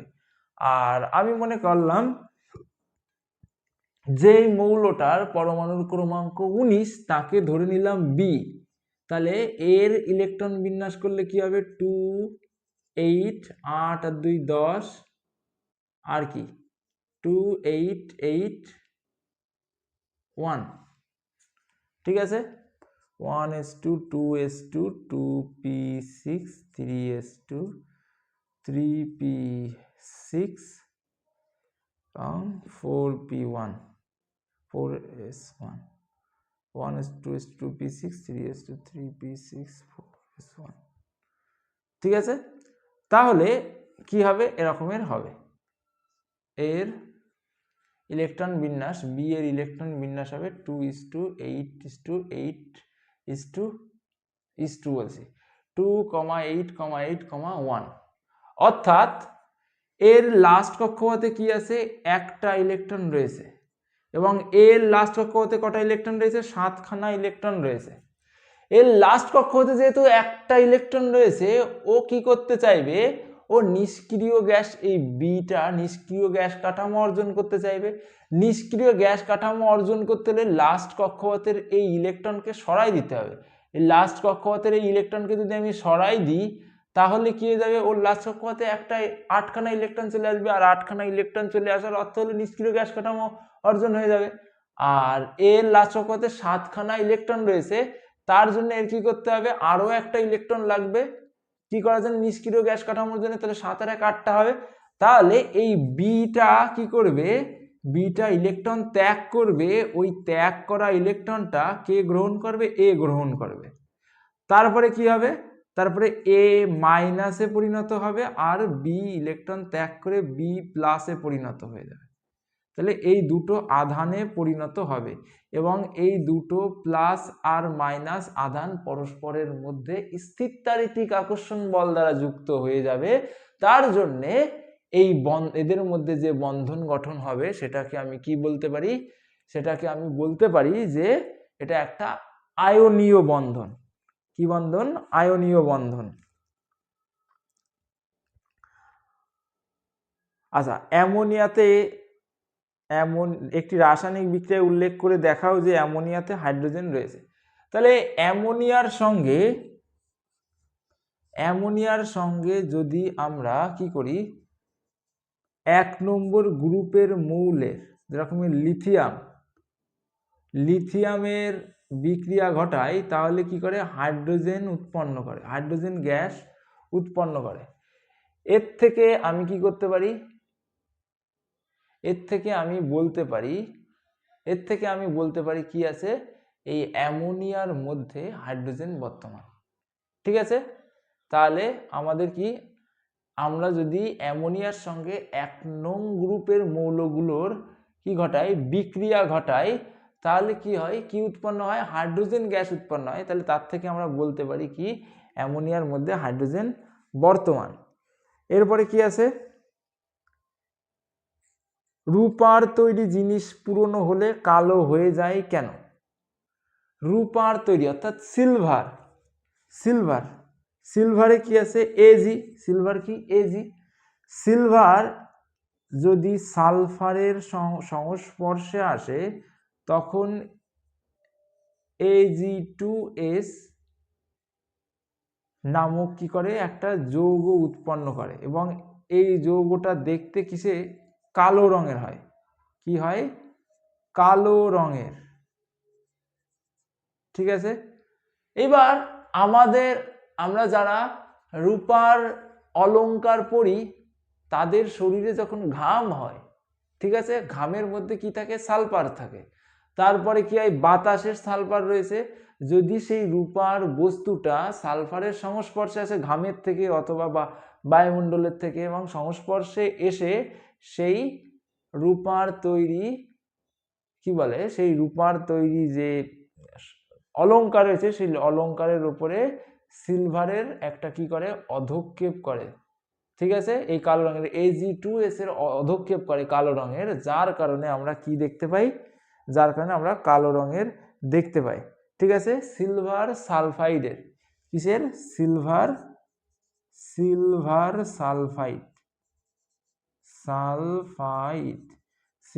সালফাইডের অধক্ষেপ পড়ে, যার কারণে আমরা কালো রঙের দেখতে পাই। আবার বিশুদ্ধ ধাতুর তুলনায় সংকর ধাতু ব্যবহারের 2টি সুবিধা লেখো। বিশুদ্ধ ধাতুর তুলনায় সংকর ধাতুর কি বলছে, ব্যবহারের 2টি সুবিধা লেখো। আচ্ছা, বিশুদ্ধ ধাতু ব্যবহার করলে কি হতে পারে, সহজেই তাতে মরিচা ধরে যায়, কিন্তু সংকর ধাতুতে সহজে মরিচা ধরে না। যেরকম ধর লোহাতে কি করে, সহজেই মরিচা ধরে যায়, কিন্তু স্টেইনলেস ইস্পাতে কিন্তু মরিচা ধরে না। ঠিক আছে, ইস্পাত কিসের সমন্বয়ে গঠিত, লোহা, নিকেল এবং ক্রোমিয়ামের সমন্বয়ে গঠিত একটা সংকর ধাতু। তাহলে আমরা মরিচা রোধ করতে কি করি, বিশুদ্ধ ধাতুর পরিবর্তে সংকর ধাতু ব্যবহার করি। আর আরেকটা সুবিধা কি, আরেকটা সুবিধা হলো আমরা সহজেই ওর সহনশীলতা, বিশুদ্ধ ধাতুর কি বলে, বিশুদ্ধ ধাতুর এক রকমের সহনশীলতা রয়েছে, আর সংকর ধাতুর এক রকমের সহনশীলতা রয়েছে। তাহলে আমরা বিশুদ্ধ ধাতু অর্থাৎ সহনশীলতার পরিবর্তন ঘটাতে পারি। আমাদের যদি কখনো কোনো কি হয়, প্রয়োজন হয় যে আমার সহনশীলতার পরিবর্তন ঘটাতে হবে ধাতব জিনিসের, বা সংবেদনশীলতা না, কি বলে, সহনশীলতা পরিবর্তন ঘটাতে হবে, তখন আমরা কি করতে পারি, বিশুদ্ধ ধাতুর পরিবর্তে কি ব্যবহার করতে পারি, বিশুদ্ধ ধাতুর পরিবর্তে সংকর ধাতু ব্যবহার করতে পারি। ঠিক আছে, সহনশীলতা পরিবর্তন করতেও কি করা হয়, বিশুদ্ধ ধাতুর তুলনায় সংকর ধাতু ব্যবহার করা হয়। আচ্ছা, কপার সালফেটে জলীয় দ্রবণে জিঙ্কের একটি টুকরো যোগ করলে কি ঘটবে তা ইলেকট্রনীয় তত্ত্বের সাহায্যে দেখাও। আচ্ছা, এবার এটা মুছতে হবে,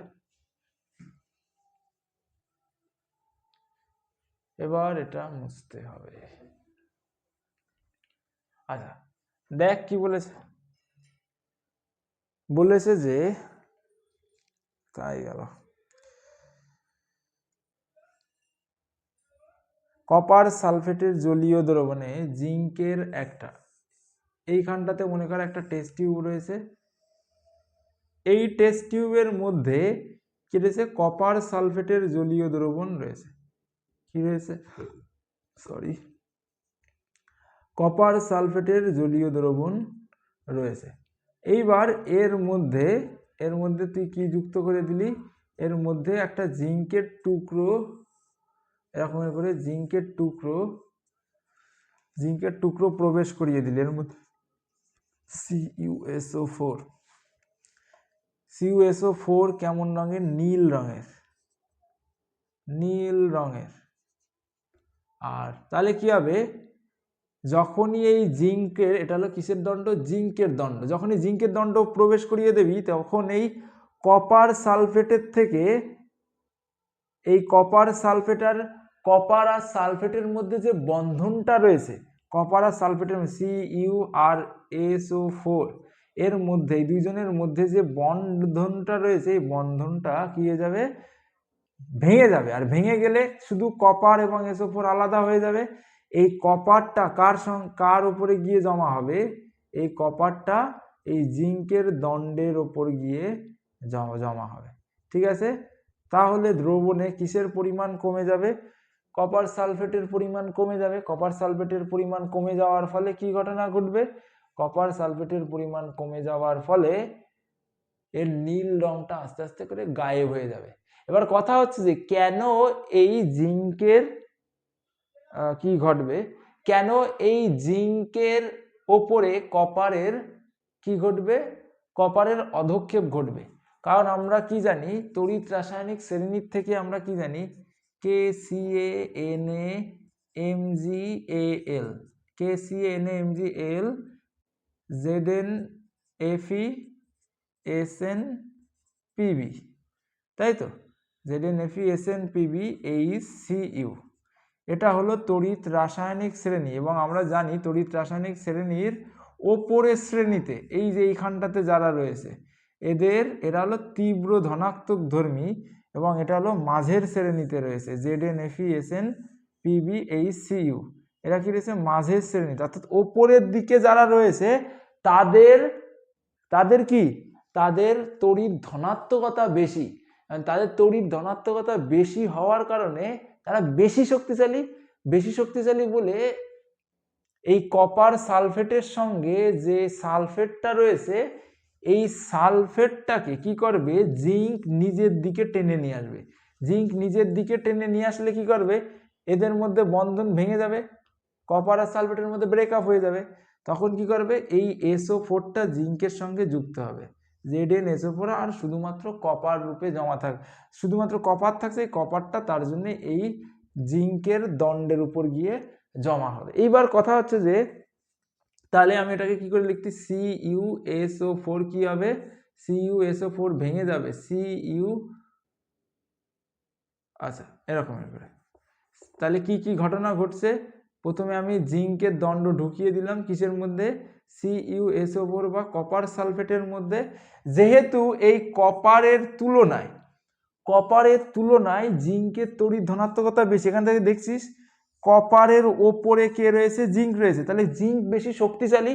জিঙ্ক যেহেতু বেশি শক্তিশালী, তাহলে কপারের আর সালফেটের মধ্যে বন্ধনকে ভেঙে দেবে, ভেঙে দিয়ে এই জিঙ্ক কি করবে, SO4 এর সঙ্গে যুক্ত হবে। জিঙ্ক SO4 এর সঙ্গে যুক্ত হয়ে কি করবে, ZnSO4 এ পরিণত হবে, ZnSO4, আর কি হবে, কপার শুধুমাত্র এরকম করে অধক্ষিপ্ত হবে। এইবার দেখ আমরা কি জানি, এই SO4 এর যোজ্যতা হলো -2, এর যেহেতু যোজ্যতা -2, তাহলে কপারের যোজ্যতা হবে +2। আচ্ছা, জিঙ্ক কারোর সঙ্গে যেহেতু যুক্ত নেই, সেহেতু কি হয়েছে, সেহেতু এটা হলো 0, জিঙ্কের 0। আচ্ছা, এই পাশে গিয়ে দেখ কি হয়েছে, সালফেটের কি বলে, যোজ্যতা কত, সালফেটের -2, তাহলে সালফেট যদি -2 হয়, তাহলে জিঙ্কের কত হবে, +2 হয়ে যাবে, এবং কপারের এইখানটাতে গিয়ে 0। তাহলে দেখ একটা জিনিস, কপার কি করেছে, কপারের +2 ছিল, এই পাশে গিয়ে 0 হয়ে গেছে। কপারের এই পাশে বা পাশে ছিল +2, তাহলে কপার কি করেছে, দুখানা ইলেকট্রন গ্রহণ করেছে। কপার কি করেছে, দুটো ইলেকট্রন কি করেছে, দুটো ইলেকট্রন গ্রহণ করেছে কপার, দুটো ইলেকট্রন, কারণ কি দুটো ইলেকট্রন ঘাটতি ছিল, সেই দুটো ইলেকট্রন গ্রহণ করে কি হয়েছে, গ্রহণ করে 0তে পরিণত হয়ে গেছে। প্লাস মানে কি, Cu2+ মানে কি, প্লাস মানে হলো কপারের নিজের ইলেকট্রনের ঘাটতি আছে, আর এইখানটাতে 0 হয়ে গেছে। তাহলে দুটো ইলেকট্রনের ঘাটতি ছিল, তারপরে আর কোনো ঘাটতি নেই, কারণ সেই দুটো ইলেকট্রন কি করেছে, গ্রহণ করেছে, গ্রহণ করার ফলেই তো 0 হয়ে গেছে। তাহলে এই বিক্রিয়াকে কি বলা হয়, বিজারণ বিক্রিয়া। কি বলা হয়, বিজারণ বলা হয়। এখানে কি ঘটেছে, বিজারণ ঘটেছে। আর জিঙ্কের ক্ষেত্রে কি হয়েছে, জিঙ্কের দেখ এইখানটাতে কি ছিল, 0 ছিল, জিঙ্কের 0 ছিল, এই পাশে গিয়ে কি হয়ে গেছে, প্লাস হয়ে গেছে। অর্থাৎ কি করেছে, জিঙ্ক ইলেকট্রন ত্যাগ করেছে। কটা ইলেকট্রন, দুটো ইলেকট্রন ত্যাগ করেছে। দুটো ইলেকট্রন ত্যাগ করলে কি হবে, জারণ ঘটবে। এটাই করে দেখাতে বলেছে তোদের। ঠিক আছে, তাহলে কি বিক্রিয়া, জারণ বিজারণ বিক্রিয়া। আচ্ছা, কার্যকরী মূলক কাকে বলে উদাহরণ দিয়ে বোঝাও। তাহলে কার্যকরী মূলক কাকে বলা হয়, এমন কিছু মূলক রয়েছে যেই মূলকগুলো জৈব যৌগের মধ্যে, জৈব যৌগের সঙ্গে যুক্ত হলে জৈব যৌগের কি করে, রাসায়নিক ভৌত রাসায়নিক ধর্মকে চেঞ্জ করে দেয়, পরিবর্তন করে দেয়, তাদেরকে কি বলা হয়, কার্যকরী মূলক বলা হয়। তাহলে এরকমের মূলকগুলো কি কি, যেরকমের OH, এটা কি অ্যালকোহল, তাই তো। এটা যদি কোনো কিসের সঙ্গে যুক্ত হয়ে যায়, এটা যদি কোনো কি বলে জৈব রাসায়নিক পদার্থের সঙ্গে যুক্ত হয়ে যায়, তখন সেটা অ্যালকোহলে পরিণত হয়। তারপরে যে রকমের রয়েছে কি, যেরকম মনে কর CHO, তাই তো, এটা কি অ্যালডিহাইড মূলক। তাহলে জৈব মূলক, তাহলে মূলক কাদের, কার্যকরী মূলক কাদের বলা হয়, যখন মূলক কি করে, জৈব রাসায়নিক পদার্থের সঙ্গে, জৈব যৌগের সঙ্গে মিলে তাদের ভৌত এবং রাসায়নিক ধর্ম চেঞ্জ করে দেয়, তাদেরকে কি বলা হয়, তাদের কার্যকরী মূলক বলা হয়। ঠিক আছে, যেরকমের ধর মনে কর, একটা উদাহরণ দিয়ে বলি, উদাহরণ দিয়ে বলতে বলেছে, মনে কর এখানটাতে কি রয়েছে, মিথেন রয়েছে। মিথেন কি, মিথেন একটা হাইড্রোকার্বন, তাই তো। মিথেন কি, মিথেন হলো একটা হাইড্রোকার্বন। এবার মিথেনের থেকে মনে কর কি হয়ে গেল, একটা হাইড্রোজেন বেরিয়ে গেল, হাইড্রোজেন CH3 তে পরিণত হয়ে গেল। তাহলে তাহলে এই যে কার্বন, এই কার্বনটা একটা হাত খালি রয়েছে, এই হাত দিয়ে মনে কর এই OH গ্রুপটাকে কি করলো, হাত দিয়ে এই OH গ্রুপটাকে টেনে ধরলো। OH গ্রুপটাকে টেনে ধরার ফলে কি ঘটনা ঘটেছে, তাহলে এ প্রথমে ছিল মিথেন, যেই মিথেন পরবর্তীতে চেঞ্জ হয়ে গিয়ে কি হয়ে গেল, অ্যালকোহলে মিথানলে পরিণত হয়ে গেল। এটার নাম ছিল মিথেন, পরবর্তীতে কি হয়ে গেল, মিথানল হয়ে গেল, মিথানল। ঠিক আছে, তাহলে ওর রাসায়নিক ধর্ম এবং ভৌত ধর্ম দুটোই চেঞ্জ হয়ে গেল শুধুমাত্র এই OH গ্রুপ যুক্ত হওয়ার কারণে। মিথানল যেখানে অ্যালকোহল, আর এটা কি, একটা শুধু জৈব যৌগ, তাই তো, যেটা কি একটা অ্যালকেন। এটা কি, এটা হলো অ্যালকেন, আর এখানে কি হয়ে গেল, অ্যালকোহল হয়ে গেল, শুধুমাত্র এই OH গ্রুপটা যুক্ত হয়ে যাওয়ার কারণে। তাহলে আমরা কি বলতে পারি, কার্যকরী মূলক কাদের বলা হয়, এমন কিছু মূলক আছে যারা কি করে, যারা জৈব যৌগের সঙ্গে যুক্ত হয়ে তাদের ভৌত এবং রাসায়নিক ধর্মের পরিবর্তন ঘটায়, তাদেরকেই কার্যকরী মূলক বলা হয়। এবার C3H6O এর সমাবয়বগুলির নাম এবং সংকেত লেখো। আচ্ছা, এখানে জায়গা নেই, আমি এখানটাতে একটুখানি মুছে দিচ্ছি। ঠিক আছে, সমবয়বগুলির নাম লিখো। তাহলে C3H6O এর সমবয়বগুলির নাম আর কি, C3H6O। আচ্ছা, তাহলে এর সমবয়বগুলি কি হতে পারে, দেখ, CnH2nO, এটা কার হতে পারে, এটা হলো, এটা কার সাধারণ সংকেত হতে পারে, এটা কার সাধারণ সংকেত হতে পারে, অ্যালডিহাইডের সাধারণ সংকেত হতে পারে। তাহলে আমরা কি বলতে পারি, একটা অ্যালডিহাইড বানাতে পারি, এর থেকে কি বানাতে পারি, একটা অ্যালডিহাইড। তাহলে মনে কর 3খানা কি যুক্ত করে দিলাম, 3খানা কার্বন যুক্ত করে দিলাম, একটা অক্সিজেন একটা হলো হাইড্রোজেন যুক্ত হবে, এটা হলে 2খানা H2 আর 2খানা H2। তাহলে দেখ ঠিক আছে কিনা, 2 আর 2 4, এইখানটাতে হবে 3, এখানটাতে হবে 3, 3খানা হাত তো, 1 2 3 টে। আচ্ছা তাহলে 3 আর 2 5 আর 1 6, 3টে আর অক্সিজেন। তাহলে কি হয়ে যাচ্ছে, এটার নাম কি হচ্ছে প্রোপানালডিহাইড, প্রোপানালডিহাইড। আচ্ছা তাহলে অ্যালডিহাইডের সঙ্গে কার সমবায়ক দেখতে পাওয়া যায়, অ্যালডিহাইডের সঙ্গে কার, কিটোনের, কিটোমূলকের কি দেখতে পাওয়া যায়, সমবায়ক দেখতে পাওয়া যায়। তাহলে আমরা কি করতে পারি, একটা কিটোমূলকও বানাতে পারি। অ্যালডিহাইডের সঙ্গে কার সমবায়ক দেখতে পাওয়া যায়, কিটোনের। তাহলে দেখ একটা কিটোন বানাই, কিটোমূলক কি, CO এবং দুটো হাত থাকবে, এই দুটো হাতে মনে কর CH3 যুক্ত করে দিলাম।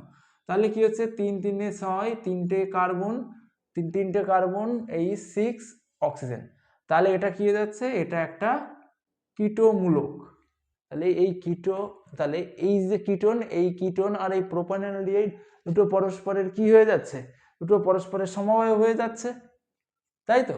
দুটো কিন্তু আলাদা যৌগ, তাও তাদের সাধারণ, এটা কি, এটা হলো তাদের সাধারণ সংকেত, তার জন্য এরা সমবায়ক পরস্পরের। তাহলে এটা কি হয়ে যাচ্ছে, এটার নাম কি, প্রোপানন, প্রোপানন। আশা করি সবাই এইটুকু বুঝতে পেরেছিস, কারোর কোনো সমস্যা নেই। তোরা সবাই ভালো করে পড়। All the best.